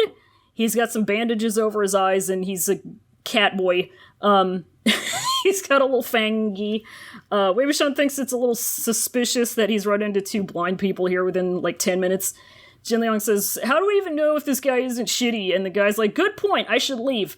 But then Sishui's like, well, as lawn boys, we're legally required to be good Samaritans, so they decide to help this dude out. So then Jingyi realizes that this guy's sword looks famous, and the boys, by way of writing in dust on this nasty-ass table that the sword is Shuanghua. Remember Shuanghua? Yeah. Wei Wuxian does brain math like blind guy? Shuanghua? I just got a DIY recipe for Xiao Xingchen. Oh my god! Xiao Chen, who we learn here, he's on some Michael Jackson shit with his one glove on. He kind of wants to leave, but Wei Wuxian says, no, you're corpse poison, you gotta get healed. Xiao Chen insists, no, dude, it's fine, I'm gonna die anyway, who cares? This place is just the fucking worst, though, so you kids ought to leave, which the paper mannequin girls giggle at to signify that the chapter is over. Yeah. They're sneaking in. They sneak in. Yeah. So everybody's freaked out. They're like, what's going on? And Wei Wuxian's like, hey, I'm just looking. Give it a minute. I love to see it. And then he starts like fawning over whatever is on the other side of the door. So Jin Liang is like, I want to see. But the first thing I really liked the expression that could be seen from the side of his face was filled with delight. And both his praise and exclamation sounded as though they were from the bottom of his heart. That just makes me picture the one screen cap of him going choo-choo from the one episode. Oh my god! Where he's so excited. The one time he ever smiled ever in his life. Wei Wuxian is really, Wei Wuxian is just really reveling in whatever is on the other side of this door. Yeah. He's like, oh my god, it's so pretty, you guys. Okay, just, you gotta be quiet, gotta be cool. I just wanna keep looking at it. Jin Liang's like, I wanna see! And then, like, the kids just start piping up, like, they are dying to see this thing. Wei Wuxian's like, alright. And he, like, reluctantly steps aside, and Jin Liang, like, busts in there, and there's nothing there. Yeah. He's like, shit, did I scare it away by being stupid, rude? And then he gets jump scared. Yeah, that's fucking, like when you're doing that fun maze online, and then that weird little shrivelly guy shows up. There it is. Yeah. Horrifying. Fucking Five Nights at Freddy's ass. And Jin Liang manages to keep his shit together. And Wei Wuxian's just like watching, and he's like, isn't it cool? Isn't it beautiful? And Jin Liang, like, he's mad. He does not. Like, no, it's stupid. Who cares? He acts so long-suffering for a minute, and he does not have the proper life experience to act as long-suffering as he does. He's and then 14 he's like, years old. This is a fucking 8th grader. This child. God. And then he's like, yeah. Whatever. And then he immediately changes his mind, even though he's like kind of playing along still. He's like, it's mediocre. It's barely worth a look. It's okay. He's literally playing along. He's acting like he's better than it, but he's playing along. And so he's like, I don't know if I would say pretty. Yeah. And so Lan Xishui is the next one. And poor Xishui is such a good boy. He's the last of these children I would have expected to react this way, but yeah, he gets scared of it. Yeah, he gets scared. Yeah, he gets super scared. Like, I would have expected maybe Jingy to do this, but it's old Xishui being a good boy. Jingy still has corpse disease though, so he's off the hook for now. He's so scared that he's fucking frozen in place. Dying in place. It's fine. All these children learning to become Ghostbusters being scared of ghosts. I know, it's so funny. He's like, there's a g. And Wei Wuxian's like, shh, don't ruin the surprise. No need to say it out loud, else it'd no longer be a pleasant surprise. Like, I cannot stand this man. He is having way too much fun with this junk. He's fucking owning these children left and right. This Jokey's trick. And the kids saw the way Xishui reacted, and they're like, nah, I'm good. Yeah, no. Like, we don't think it's a probably good to look at thing. Yeah, I think, you know what, I think you might be shitting us a little bit. And he says, Wei Wuxian says, well, speaking of shit, he fucking turns into Judge Judy. He's sharing his wisdom. He gives this, like, metaphor about, does the outhouse reek? Is it disgusting? Trust me, if you live in an outhouse for a month, you'll even be able to eat your meals in there. If you live in the shitter, you can eat in the shitter. I screen capped this because I wanted to read their thing, because he's like, you know, as disciples of cultivation, you have to be brave, so you have to do stuff that's scary, and then he's like, eat in the shit house. Like, yeah, like, if you live in an outhouse for a month, you'll even be able to eat your meals in there. And then they're like, no, you can't. Like all in unison, they're like, no. And he goes, it's only an example. Okay, I admit I haven't lived in an outhouse before. I don't know if you can actually eat in there. I have no evidence. However, you must try the one outside the door. Yep. I love it. But Listen, I may not have eaten off of a toilet before. Look, I'm not saying you literally can eat in an outhouse, because I haven't. And I'm just saying metaphorically, okay? And like, awfully suspicious denial for somebody who did live in an outhouse for a few days. yeah. That's true. And I like it because it's I certainly never had room service in my porta potty. That's right. That's between me and God.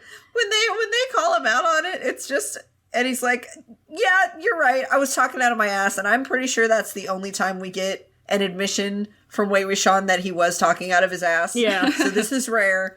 Just remember this moment because you will never see it again. Yeah. And where does he say? Of course, he's talking about some. Oh, good. Look at the details and shit. Mm-hmm. And I mean, you better pay attention because most people wouldn't have the opportunity for my guidance. And I just. He's really not even trying anymore. Like we were saying earlier, he's not even trying with the most one. You said, like, it's technically true. Yeah. But these kids don't know that they're receiving the tutelage of the famous Yiling Laozu. He turns around to them and says, "Oh, you're welcome." Yeah. And you're welcome. And it's like the effect of whatever teaching he would have is really, it's lessened somewhat by the fact that he's cosplaying as a rando twink. Oh, yeah. But it's fine. He still has valuable lessons to teach. And he's like, all right, get in a single file line, little ducklings, let's do it. He fucking says, I never joke around. I never fool people either. I hate him. That's what you were just doing. It's your favorite. Nope, he never does it. You heard it. You heard it from his mouth. He never does it. He also never rolls around in dirt. Listen, I'm never gay, okay? I'm never gay. I have never once in my life gay. So I've never gay in my life. So run and tell that. God. So fucking immediately Jingy's like, but I don't have to look right because I'm corpse poisoned, right?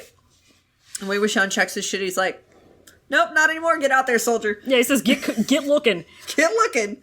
And he's so scared. But you're kidding, right? But I don't wanna. I've never seen somebody so upset about not dying. He's so scared. All of these children are scared of ghosts.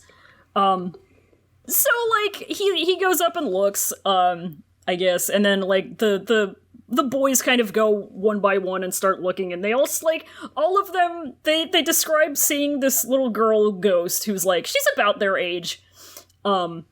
And, like, all of these teen boys start talking about how cute they think this ghost girl is. I wanna know how it started out. He asked Jin Liang first, and Jin Liang was like, total bare bones stuff, white eyes, female, short and skinny, fine looks, holding a bamboo pole. Yeah, she's hot, whatever. Lan Shui comes in with like, the girl's height reaches my chest. She is only wearing rags and does not look too clean, dressed like a beggar. That shit. Wei Wuxian is immediate to like heap praise on Lan Shui again, and Jin Liang gets like really mad about it. Yeah. Like, as much as Jin Liang says he doesn't want Wei Ying's approval, he still gets mad when he doesn't get it. He super wants it. Wei Ying doesn't help that when he, like, does everything in his power to goad the shit out of him, though. God. So, like... Fucking idiot. He's such an asshole. He's such an asshole. They're both assholes. Oh, yeah. And then Wei Wuxian's like, Jin Liang had greater quantity, while Xu Shui had higher quality. Yeah. Oh, just, it's so funny. Yeah. And then the next kid who speaks up, he's got that beautiful flowery language. Oh, yeah. He points out this girl's stylish little fox barrette. Oh, my God. There's the detail. The detail that this child gets out. So observant, and Wei Wuxian, like, heaps the praise on him, too. He's like, good shit. He's like, this guy gets it. You're gonna be gay when you grow up. And he's just like, he's such a good, supportive teacher. I know, and this kid goes to shucks. And this is our little boy Ouyang Zijin, and I forgot that this was Ouyang. Yeah, it's him. Ouyang Zijin. Yeah, little baby boy. Cute. What a good boy he is. He's a good boy. So And the kids end up deducing that she was probably blind before she died. That's why her eyes are white. Yeah. Because That's being why dead the eyes are white, and Wei Wuxian is like, Professor Wei, I have feelings for you. He's like, good job, you guys. That's exactly how you need to think. Good on it. So let's get her in here, huh? Yeah, let's start asking her some questions. So he fucking pulls a board off of the wall. You know, He does this reverse Kool-Aid man. And I thought that the windows were boarded up. I don't know what it is. He pulls a board off, and I don't know if it's from... Either way, you shouldn't be able to pull a board off. Not normally. No, but these are cultivators we're talking about. Keep in mind they also did throw out an entire huge chest of meat. Like, Jin Young just did that by himself. Oh yeah, the weakest of any of these people could murder us in 2 seconds. Absolutely, just snap my spine like a toothpick. Yeah. I'd welcome it. Yeah. Anyway, so Wei like gets up close to her, and he also notices that she's just precious, adorable, and except for the fact that like she's got scary hell eyes. She's got scary hell eyes, and that he's she's like, bleeding "Hey, from. I mean, what are you doing here, little girl?" And I want to real quick. So one time, friend of the show Jordan Canning pointed out how MXTX like has to make sure that she introduces every character as attractive. And it's true, and he should say it. But I do want to say I at least appreciate that she's just describing this teen girl as just like cute and not being weird about it. She's not being like she was smoking fucking hot. She's just cute. And they say like the girl she says the girl like made her eyes bigger, which would have been cute if she wasn't bleeding from them. Yeah. That minor caveat. Yeah, and like the only people who are like being eyes emoji about her are like kids her own age, which like thank you for doing the bare minimum, MXTX. Like, appreciate it, but God, and so like they end up seeing that she has blood on her eyes, and like the kids start freaking out, and Wei Wuxian's like, "Oh my God, I can't believe you guys are freaking out about somebody bleeding from their extremities. Are what y'all a bunch new? of wieners! Oh my God, are you brand new? Let's move on." So so she's just kind of doing whatever she can without speaking to get their attention, just kind of throwing a little tantrum. Like, and they're the antics that I would pull if I was a ghost. Just like losing my shit until somebody deigns to pay attention to you. she like stomps on the ground, and she can't use sign language. They're like, "Why can't she talk?" And she just considerately, she provides demonstration. Helpfully, she opens her mouth. Her tongue's been ripped out, so that's probably why. Yeah, don't like that. She don't know sign language, and she's illiterate. Yeah, and so they're kind of at a dead end. And then they hear some footsteps coming towards them, and she says peace and disappears. She literally just deuces. And then Wei Wuxian just conveniently knows, like, she'll be back. And then, like, there's a line about, like, everybody goes to look outside and see what's happening, and there's a row of heads stacked from the top to the bottom, blocking the entire slit. Hanna-Barbera ass. Scooby-Doo ass shit. They run to the window. Yeah, and honestly, I really do love that she just threw this in there. Yeah, it really helps with like the tone of the chapter, because it could get way creepier way easily. So they fucking Scooby-Doo their asses through this opening, and they look outside and they see this dude just getting bodied. Yeah, somebody dressed in black getting chased by a bunch of corpses. And they're like, should we help him out? And this is actually the most relatable chapter right now, because they have to practice social distancing. They can't go out there and help him out because they'll get corpse poisoned. Because there's just dust everywhere. Oh yeah, he's just in a cloud of mummy dust. Yeah, this dude is just huffing it. He's out here huffing the corpse powder for just the thrill of it, apparently. Because he's going at him. He just does not care that he's getting inundated with this corpse powder. And they're like, the boys are like, well, how are you going to help him out? And Wei Wuxian says, with the power of anime girls. Yeah, so he takes some waifu mannequins. With the whole array of mannequins available to him. He's like, I'm going to take the twins. I'm going to take the waifu twins. You know why. I know marketing. That's right. It's very effective. You know? So he paints some eyes on him with his own blood. As you do. Brings him to life and makes them do his bidding. Which is just kind of normal Wei Wuxian shit. Just regular. You cut out there after he painted the blood eyes on. Oh, and he brought him to life. Yes. He does a poem. Yeah, he does a nice poem. Twinkle, twinkle, it's very beautiful. Little corpse. How I want you to... On a horse. I should have prepared something for this poem, but I didn't. Oh, that's okay. But, so...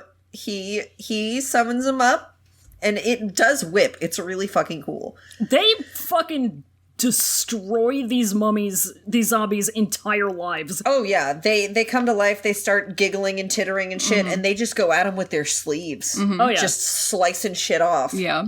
And they, like, cube the zombies. Oh yeah. Oh, absolutely. Yeah. Oh yeah. And they're just having a real fun go of it. And the zombies are they're chunks now. Yeah, they're just, chunks. So they come back inside, and Wei Wuxian's instructions were to kill all of the dead things and bring the living one back inside. And so the girls, the little mannequin girls do that.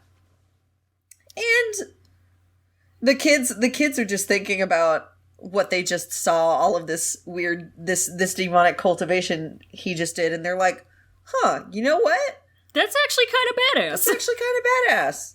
They felt that it enriched their experiences, allowing for more conversations between their juniors and themselves, which is nice. It's like, I love the fun little, there are more and better things to life than going by what your elders choose to teach you. Yeah. Little tidbit in there. That's nice. It's a very educated way of saying, it seems many people are now saying that demonic cultivation is badass as hell. So... Yeah. So then man, boy, blind tooth, sword door, I guess, like, they bring this dude in.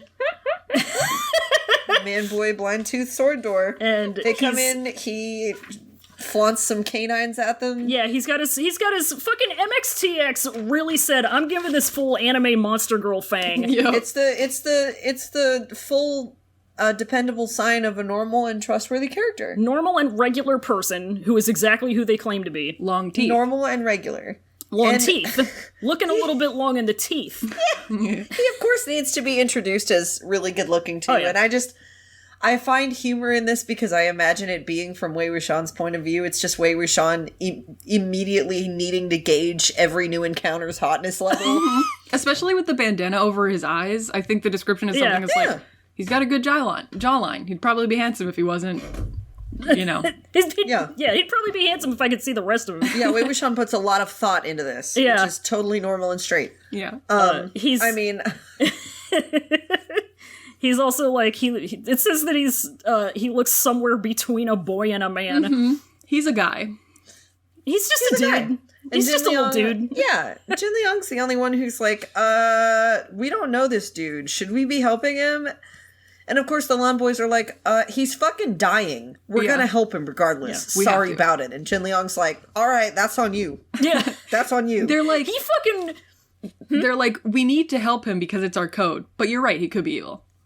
Yeah. We're going to, but it's a good point. And Jin Liang really showing his entire ass to just truly be a rich person. Fine, you're the good guys. If someone dies, it's not my fault. Yep. No accountability. So scare quotes, Xiao Xingchen is here. Xiao Xingchen is here. They can tell from his sword. Yeah, they look at his sword. And I forgot it was Jing Yi that noticed it. So, he solved the Shuanghua puzzle. And this is where we get the words that knocked me on my ass, because I didn't even realize this until somebody pointed it out in a completely unrelated tweet earlier this week. Sword catalogs. Can we please talk about sword catalogs? It had been illustrated as part of countless versions of sword catalogs, which was why everyone knew of it. Fucking Holy Macy's, shit. Dillard's, Nordstrom-ass sword catalogs. They recognized it from the May Vampire Times edition of Swords, Swords, Swords. It stands for Zhongcheng pennies. That's what this is... Sword catalogs? I love that. I didn't even fucking notice that. I'm imagining this, and it's really delighting me.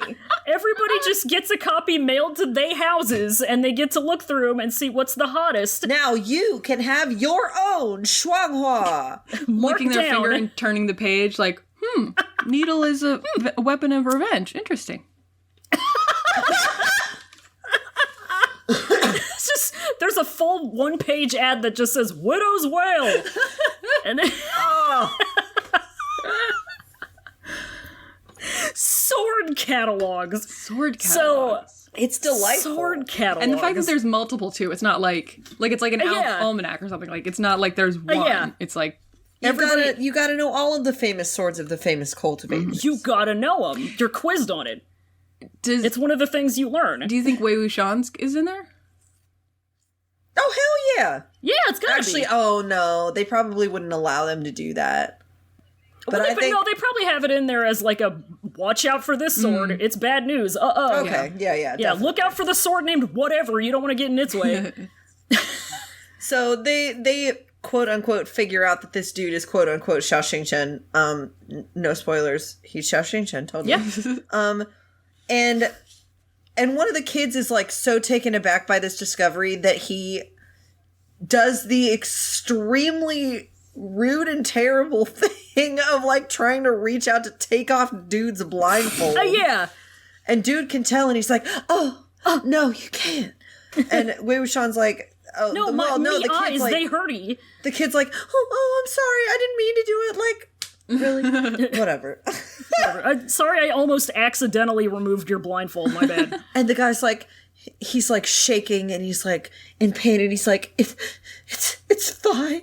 He's really with his one glove on. yeah, he's really serving. Yeah. And he's like coughing up corpse dust as he's talking. Like in He's regular like, Chiff. well, I'm all good. I'm gonna bust out of here. Wei Wuxian's like, dude, you're fucking dying.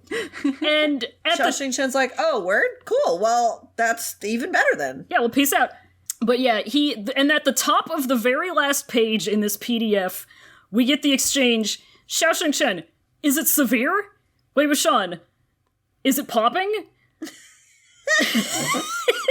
Is it popping? Is it severe? If I back it up, is it fat enough?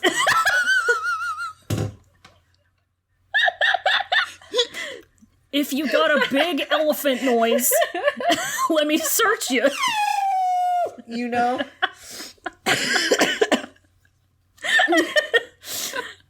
That's it. Is it popping? Is it popping? Severe? Is it severe? But anyway, the Xiao Xingchen guy's like, well, if I'm dying anyway, I might as well take out a couple more corpses along with me, Yeah, he says, if I'm dying, I'm dying. Bada bing, bada boom. If I'm dying, I'm dying. Bada bing, bada boom. Gotta poop. Let's go deads, baby. Love the deads. Let's go dead.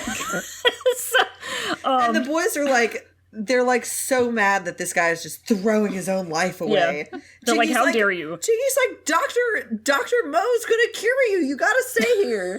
Wei Wuxian's like, me? Me and my chili juice? Sure. So,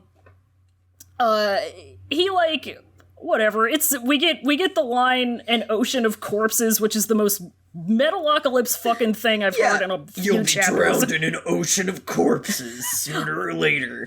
I wonder how many drops of blood there are in this ocean of corpses. And Wei Wuxian eventually ends up asking him, like, do you know why Yi City why the vibes are so fucking rancid? Yeah, why is it shitty here? And weirdly, this guy can't seem to bring himself to call himself a cultivator. I wonder if that means anything. Probably not. It's weird.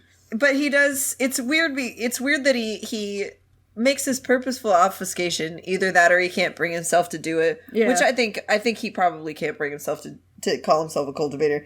He says, "I'm only roaming around the area," and then in like the next sentence, he literally says he's here to night hunt. I'm like, if you didn't want to call yourself a cultivator, you didn't have to say that you were here to night hunt, buddy. That's all I gotta say.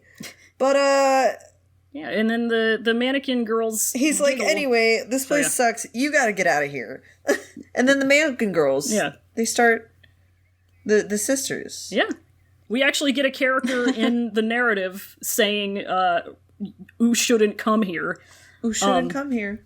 And then the little mannequin sisters start giggling from outside the door. Yeah, they do a little anime giggle. And wonder what that could be. Yeah, and then that's the chapters. Yeah. For this time.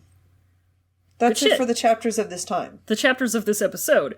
And next time we're going to be reading chapter 37, which is Grass's part 5 of them. Many of them. Are we going to get to the asses part? I think that comes around chapter 39, but we'll get there. Yeah. You know ass is going to happen in this book. Yeah, I'm ready. So, do we want to go to the Google Translate Essence collection? This is a bit that wasn't here the first time you were on, Val. Yes. Yeah. So I listened to the episode before this one so that I would know what the format was. Can I read one of the Essence? Absolutely. Absolutely. I have 4 of them today, so you could read 2 if you'd like. I as would it happens. love that. I would Okay. love Yeah. Let's switch off. Do you want to go first? Sure. Did you guys do you guys listen to City Girls Week 2? I do. I have listened to like the first couple of episodes, but I'm very bad at keeping up with podcasts. I didn't mean to like put you on blast. You good. No, I when I was on, I did I didn't read. Wait, no, I did do a Steve voice. I read a Steve voice for them. Oh my god. It was really fun. I wish we had a funny voice. We need more Jin Guangshan so I can make him talk like that, because I know he would sound like that. I know he would. Make him sound like a rich person. The hell are you talking about? But so today the selections are just kind of a variety, just some things that kind of reminded me of this chapter. The first 3, I'm not gonna lie, I've had them for a very long time. I have very little context for any of them. The first 2 I have none. I think they're both from Chinese, but I don't. Fuck if I actually know. But yeah, this first one, I don't know the context. It's just a 1, so I'm just gonna pop this into the old Discord, Val, for you, and you can just go ahead whenever you're ready.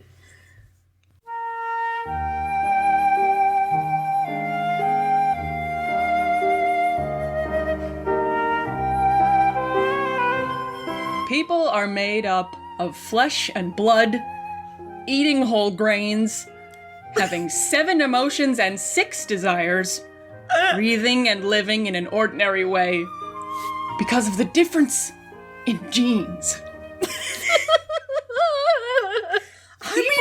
Born after 1993 don't know anything but eating whole grains, having 7 emotions, and 6 desires. Amazing. And lying. And lie. Oh Eat my hot chip and live in an ordinary way. Eating whole grains is what people are made up of. That's really important. Man cannot live on whole grains alone. Ed boy. You also have to live on your 7 emotions. Yeah, what are the 7 emotions? And why is there one fewer desire than there is emotion? The 7 emotions are hungry, Itchy, itchy, sleepy, mad, internet mad, which is its own emotion. No, internet is just an emotion. You don't even have to classify it with Yeah, mad. you know what? Yeah, you're right. So Okay, mad, internet, hungry, itchy, sleepy, Horny, which has different, can be horny for sex or knowledge. Yeah. Yes. Yeah. Absolutely. It's versatile. Yeah. And Vibing. yeah. Vibing. Yeah. That's it. That's the 7 human emotions. What are the 6 desires, though? Wish I wasn't hungry. Wish I wasn't Wish I wasn't hungry. Wish I wasn't sleepy. Am horny. The 6 is food. Website. Website. Chicken nugget. Graphics. Graphic design is my desire. Yeah. Yeah, that's definitely one of the 6 human desires. Graphic design. Backpacks. Another great human desire. Bag. And I think just round it out with water. Water's a great desire. Yeah, water's pretty good. Water's up there with graphic design, I would say. In terms of Body necessary spray. for life. Yeah. You gotta have it. I never want to find where that one came from. I don't need to. Okay, so this next one, I also have no idea what the context of this one is. I think this one's also from Chinese, but Ray, I'll let you take this one. It's all good. It is a pity that the hundreds of shattering of the soul has already made him understand the taste of the marrow. Although it is like a squally shower, there is no interest in it. So Siri slowly pokes, but it is too windy and rainy. Not fun. What? Hey Siri, show me the squally shower. I'm pretty sure this fan fiction is on the Wei Wuxian had to eat corpses to survive in the Yiling Burial Mountain train. Hey Siri, what does marrow taste like? Hey Siri, please stop hugging me. Siri, sorry. Did Siri answer? Hey Siri, what does marrow taste like? Hey Siri. It's not. Hey Siri, what does marrow taste like? Wow, it just knows your voice. Oops. Hey Siri, what does marrow taste like while it is knows your voice? Hey Siri, it's okay. You can go home now. Siri's like, oh, I don't recognize your voice, do I? Okay, Siri, go home to God. She went home to God. Oh my god, thank God for iPad. I really like Roy on iPad. Oh Roy get iPad. Oh my god. Roy be on that shit. Roy be on that shit. Hey Siri, can you slowly poke? Okay, I found this on the web for can you slowly Get him slowly poking! Give me a bunch of results about the hokey pokey.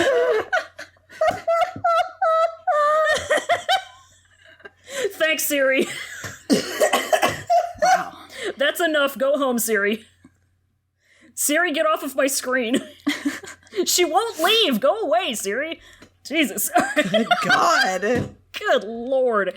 Okay, special guest appearance by Siri. Alright, Val, this next one's for you. Finally, a little fucking context. I know that this one is from Chinese. I can't say much more about the context that I have, though, without doing spoilers, but Felon, you'll probably know who's speaking once we get these words out into the public. Okay. So, Val, and this is for you. What's my motivation I probably know who's speaking. Your motivation is, petty. Okay. Dao Dao, you have walked so cleanly since you crushed your soul. Why don't you ask if there is any medicine that can save you from death in this world? Since you are saved, you should pay price. Huh. Dao Dao. Dao. I thought that was having a manga doo-doo moment for a second. Oh my God. Innocent Dao Dao? Innocent Dao Dao.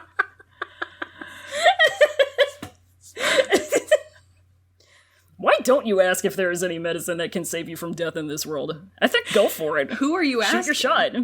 Is it Dao Why Dao? don't you ask if there's any medicine? Why don't you ask? I mean, Dao Dao, you're always doing this stuff. Dao Dao, you're so funny. You little rascal. I love Dao Dao as a nickname. That is very cute. Dao Dao. Not really sure it was what they intended, but it's fine. For your sake, Ray, I will tell you that I'm like 99% sure it's supposed to be Dao Zhang. Dao Zhang. Oh. So, there you go. Okay, yeah. Yeah. Disgusting. Okay, so this last one, this one's for you. This one doesn't really remind me of the chapter in and of itself, but it's an author's note at the beginning of the second chapter of a fic that otherwise did. Mm-hmm. It's Chinese again, so... In parentheses, DBQ Day Thunder car warning. The first time to ride a broken car without driving. But this spicy chicken car problem is really thunder. I've read all kinds of thunder to laugh. Haven't we all? Woo! spicy chicken car trouble. Wow, I tell you what, I had a Spicy chicken car problem a couple days ago when I totaled my car in an accident. Does that count? I thought you were going to say something about the last time you drove through Popeyes, because that's definitely a spicy chicken But car was- problem, if you ask me. That's true. But was it your first time driving with a broken car? Actually, it was my first time driving with a broken car because I drove it a couple feet after the initial collision to get it off the road. Yeah. And it was the radiator was completely busted, leaking fluid everywhere. So that's how my 2020 is going. It's a good year. I can't even joke about it. This year fucking Spicy sucks. chicken Spicy car chicken car My problem. spicy chicken car problem. This is good, though. That's really good. A day thunder car warning for y'all. Just for your life. I'm about to have a spicy chicken car problem, and it's called me 10 Day minutes after thunder. finishing that Popeye's chicken sandwich. I go to the KFC. I get the spicy chicken car. I have a spicy chicken car problem. And can I tell you? It's really thunder. That's what... During the day. During the day?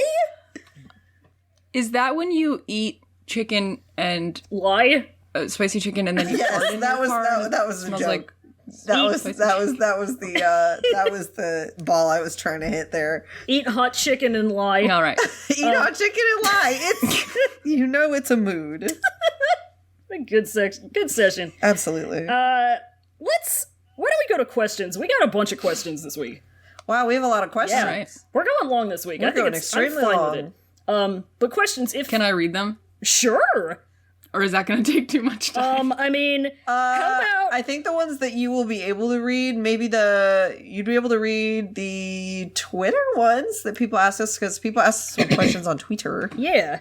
Oh, okay. So Yeah. if you want to read the Twitter questions, we have two of them. Yeah, we have one in the DMs, so we'll grab Yeah. that one. But if you want to read the two that are in the replies on Twitter, be our guests. Dolphinitely. All right, so- you should do yours first and then I'll... Okay. So here's the first one. So chief cultivator of the show, Colin at Pagetish, sent this one in. They ask, what totally weird thing that everyone else objects to does each modal put into their kanji?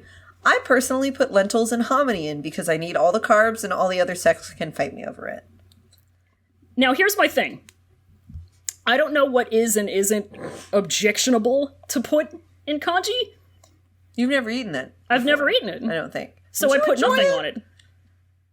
I think the texture might be a thing for me, but I'm not 100% sure. It's kind of like loose oatmeal.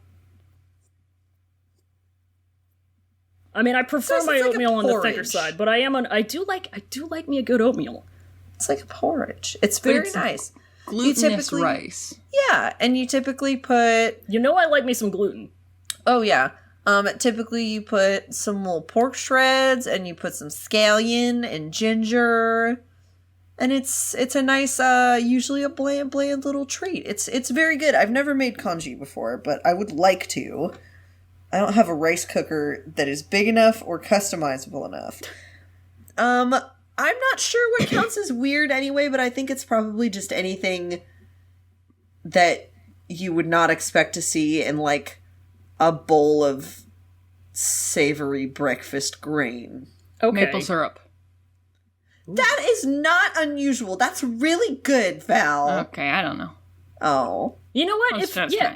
You know what? No, I feel That's that true. though. If you- Get me some you like try. cinnamon sugar On the kanji. on the kanji? I mean, if we're working with it, if you're listen, you put it to me like it's oatmeal adjacent. Yeah. I'll put some frozen like- fruit in there. I bet cheese would be good. Cheese would be good. Yeah, it's like I feel like kanji is like loose grits. Okay, see, I don't like Almost. grits. Except I mean it's still like the rice texture, not the little grainy texture. Okay.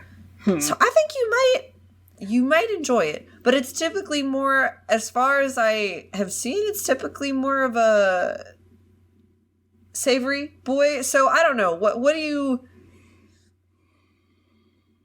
M&Ms in the kanji? I think M&Ms in the kanji, and then Wei Wuxian puts whole chipotle peppers Oh yeah. like in the sauce and shit. He puts into that his fucking congee, ghost that's pepper in fine. there. Yeah. He be He spicing. puts hot sauce in his congee. That's what's weird about it. He just like shakes a shitload of hot sauce into it. Just a whole bottle of El Tapatio. Yeah.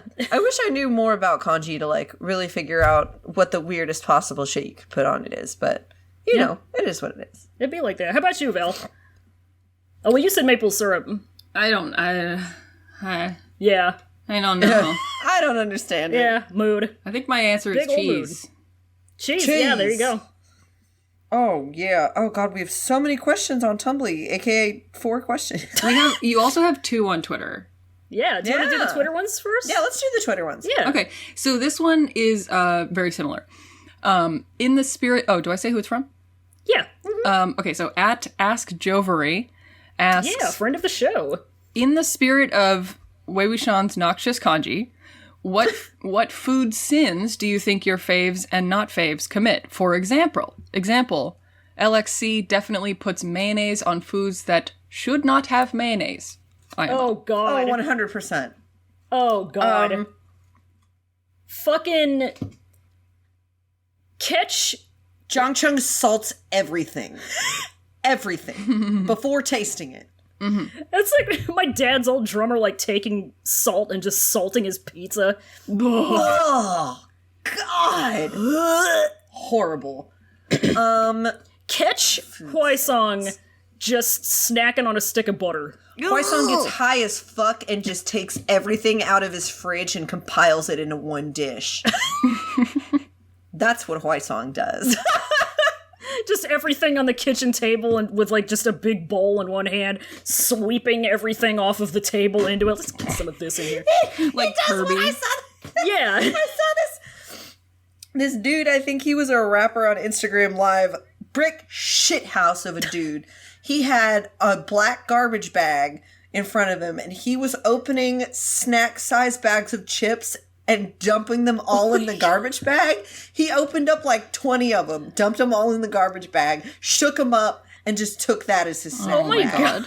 I think that's what Huaisong does. Oh my and it's God. a sin. There were so many different types of chips and shit, and like pretzels, like candy. I was like, man, you can't be doing Trailed this. mix.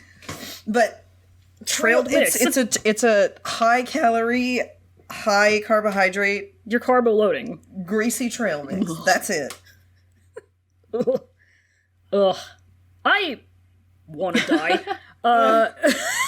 What's the next one we got? At Elvier says, what are the juniors' most used selfie poses? Selfie is in quotes. I think Jinling squats in front of expensive things he owns and makes someone else take the picture for him, but I'm not sure about the other. Oh my God. Oh my God. Hitting that Slav squat. Sishui does the peace sign in front of face thing and like in front of cheek thing Yeah. because a lot of the time he can't like he's a little self-conscious. Yeah. What's the most hype beast pose? Because that's had to what give it to Jinyi him. does. Yes, Yeah. you had to do it to him. You do gotta do it to You him, had to though. do it to him. Yeah, he had to do it to him. You know I had to do it to him. He definitely had to do it to him. Jin Leong definitely Yeah. has to do it to him in every single picture. Jingyi, I think, does some like surface level douchey e-boy poses. Biting his lip. Yeah. God. Aha. Aha. Oh my God. That's really good. No, don't be a ghost. You're so sexy, huh? Jesus.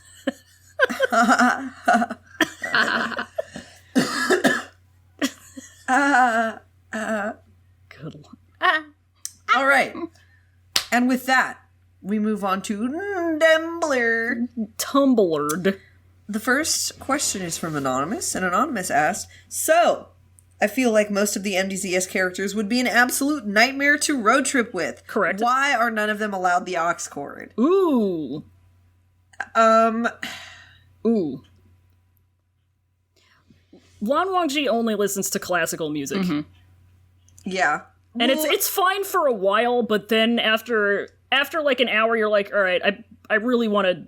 I would You like start to something feel like else. you're in an he elevator. listens to classic. Yeah. He listens to classical music and really weird art rock. Yeah. Like Kate Bush. God. See, but that's good, though. That's true. She's weird as fuck, though. I never said weird wasn't good. Just weird as fuck. If Zhang Chung and Wei Wuxian are in... Hi, buddy. I know.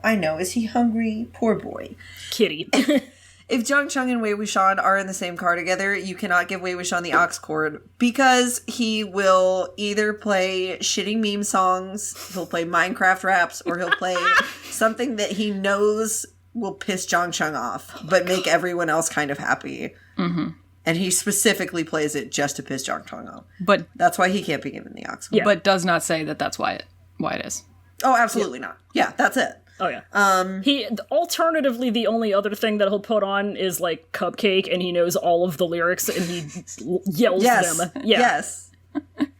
Can I use your cum as clear lip gloss? Not asking anyone particular, that's just the lyric. Yeah. Yeah, like Mouth Serena wide Williams open. back and forth with his balls. Jesus. Anyway, that's why just screaming mouth wide open out the open window of their car. That's my opinion. Next question is from Tumblr user Gerudo Eris. And they ask, Wei Wuxian and Lan Wang, do you get corpse poisoning? And the junior quartet, Jingyi, Xishui, Ouyang, and Jin Liang, have 30 minutes to save them before they turn into fierce corpses. How do they go about it? Ooh, they're gonna die. These children don't know anything. I think the greatest chance they would have for survival would lie with Xishui. Yeah. But at the same time, I feel like he lets the vibes of the other kids influence him a lot of the time. I feel like he might be able to, like, get them to a point where they buy them, like, a little bit more time to hopefully get them to, like, a grown-up. And I think if we're talking about, if this were, like, the context of in the novel, there would be one of them would have a sudden brain blast, remembering some tidbit of information they learned a million years ago in class that they end up utilizing and saving them. I feel like they would probably... Maybe they didn't know about the rice as a folk remedy, but maybe they remember another folk remedy that can be used to cure corpse poisoning. I like that. I feel like it would be like a nick of time thing. Yeah. Like they're this close to being turned into corpses. And then they remember that, oh man, there's this magic flower that we can use that we can rub on them. And I think it would only succeed because the two of them would know to be really calm and like not exacerbate the issue. Because like if it was one of the other kids, like they'd be fucked.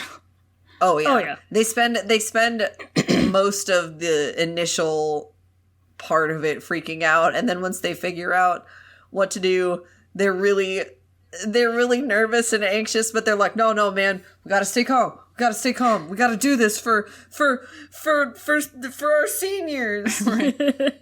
Yeah. And I'm sure it'd be very heartwarming at the end. Babies save the day. So I'm sure that they would save the day eventually, Yeah. but it would be close for a while. Oh, yeah.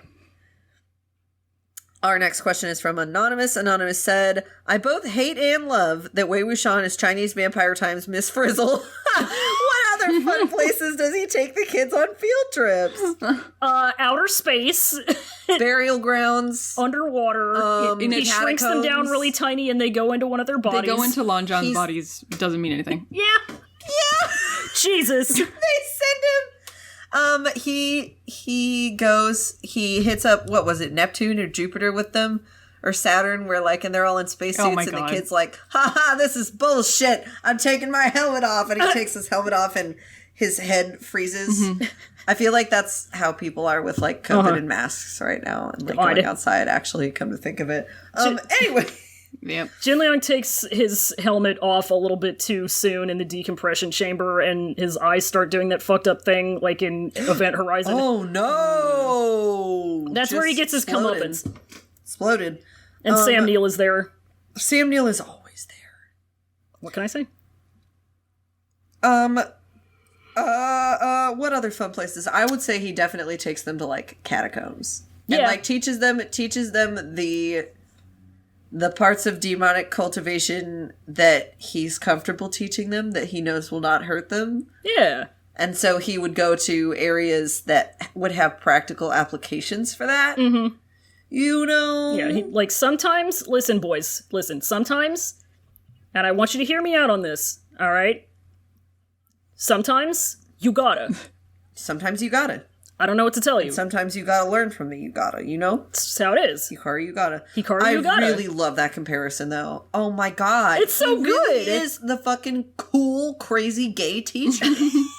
Wow. Give him a cool, fun patterned robe. There have never is what been, I think. Yeah. There have never been any AUs more valid than teacher or professor. Teacher or professor when we're showing AUs. I really like to it. shoot him like that. That's really good to me. Right really on the shoots magic you. school sword. The magic school sword. Yeah. Hell yeah. All right. Hell yeah. And our final question on Tumblr is from Anonymous. And Anonymous asks, is Ouyang Shishen more or less goth than Wei Ying? I mean, the boy has a crush on a ghost after all. I think he's really in touch with his sentimental side. I feel like he has a goth GF, but he isn't goth in and of himself. He appreciates it. He appreciates the aesthetic, but I don't think he could really make that commitment himself, like Wei Ying has chosen to. Yeah. Yeah. You know? Yeah. He just lucked out and ends up with a goth GF. Yeah. Yeah. That's just how it is. He doesn't And he ends up being like her because she's a ghost. He likes her because Right. she has big titties. he likes her because she's Presumably. cute, yeah. He likes her because she's cute, Yeah. she's got black lipstick and big titties. That's all you need in a girlfriend. She works at honestly. GameStop. What more could you want? Yeah. Have you heard of video games? Have you heard of video games? Have you... I'm throwing my hands up. Sorry, I just almost did that on instinct and then realized that no one would be able to see me doing it because it was going to be completely silent. Me just throwing my hands up. It's You know. Video games. Video games. But I think that he's not goth himself, but he has an appreciation for it. I think that's fair. Yeah, we can all appreciate a goth GF. He can become a goth wife guy, which I appreciate. That's fucking right. Love a good wife guy. I am a wife guy. wife guy kin. I'm wife guy kin and wife guy stan. We can and stand. Anyway, that was all for our questions this week. Thank So- you guys for sending all that junk in. We love Hell love yes. to talk to you. Yeah, and I apologize for the delay, but the week has been it sure has been a week. It Good really God. will not stop being a week. For the past, I would say 9 to 12 weeks, it has been a week. Yeah. It's been a year. It sure has been a 2020. it has been. But yes, Bran. It's been. It's Let's go into housekeeping. let's have some keep. We have a Patreon. We do have a Patreon, and if you were interested in maybe giving us a few dollars a month, you could get some cool stuff. Yeah, if you want to throw us $1 worth of treat a month, you can be a disciple of the show. Give us a little Dairy Queen swirly cone. Yeah, and get access to all of our Patreon exclusive bonus content for the price of one Taco Bell dollar menu. Plus a special role in our Discord. You'll love to see it. For $5 a month, you can be a sec leader of the show and get all that plus a more special role in our Discord channel, and you get a little thank you shout out on the show. And you can send us a quick little message for us to read. Nobody's taking advantage of that. I think people should get on that. And for $10 a month, you can be chief cultivator of the entire Pod Recesses world. Ooh. And get all of that and an even more special role in our Discord, and you can send us shit to stream and read. Do it. Suggestions. Yeah, suggestiones. And Patreon subscribers, patrons, I forgot that they were called patrons, also get access to a little bit of bonus content that we do post when we are able to. Yeah, no matter what tier you're at, you get access to that bonus content, which includes She's in Good iPad. We will get back to She's in Good iPad. We will. It's just been a rough couple months, guys. I'm really sorry. Yeah. The shit of it is really hitting hard. But yeah. we out here trying. But yeah, thank you to all of you for sticking with us. But yeah, so shout out to our $5 sec leaders, Sarah McClintock, Lenny Williams, Carrie, Lena, and Rachel Wakefield Drohan. Thank you so much for supporting us. Thank you, guys.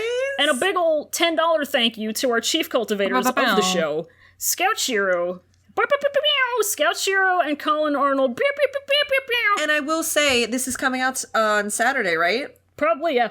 On this day, on the day you were listening to this, our chief cultivator, Scout Shiro, is having a birthday. It's true. Happy birthday to Scoot. Happy birthday to Scout Shiro, a Torian legend. Absolutely. Legends only. Legends only. Thank you all for big birthday supporting us and sticking with us through these tough times.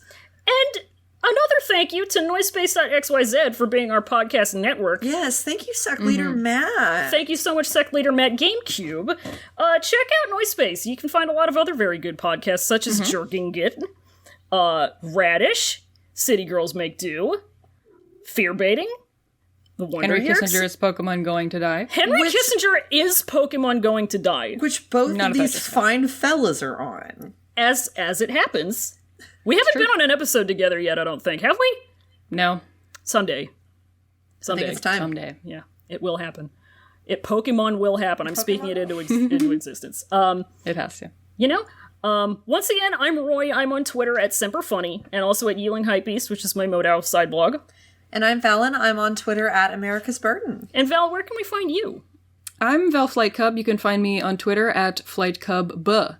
So that's Flight Cub with a second B, which stands for Twitter. Yeah. The B is for Twitter. The B stands for Twitter, that's it. Yeah. The B is for Twitter. Twitter? Twitter. You can find the pod recesses of us at cloudrecessespod.tumblr.com and on twitter.com/cloudrecess. Just one recess, Cloud Recess Pod. We're on all the podcast apps and the websites and stuff. Website. Website. Website. You said website and it scared me. She's up here podcasting. But yeah, like, rate, comments, hit that bell. And you can join our Discord. The link is in the description. And Please be 18 plus. Huh? Please be 18 plus. Yeah, please be 18. I feel like I have to add that disclaimer. I know, every time, God. 'cause Please be that's 18 to what read this novel to begin with first. Please. First of all. Please. But, you know what we say at the end of every episode? Do you know what we say at the end of every episode, Val? Oh, is it Semper Bunny? It's Semper Bunny, brother! It's Semper Bunny. It is Semper Bunny, as it happens. Semper Bunny! Semper Bunny, y'all! All my nephews now. I was gonna make a bunny noise, but I don't know what that is. I think they scream. So if you just want to scream, that's fine. Yeah, great. Bye, y'all! Bye!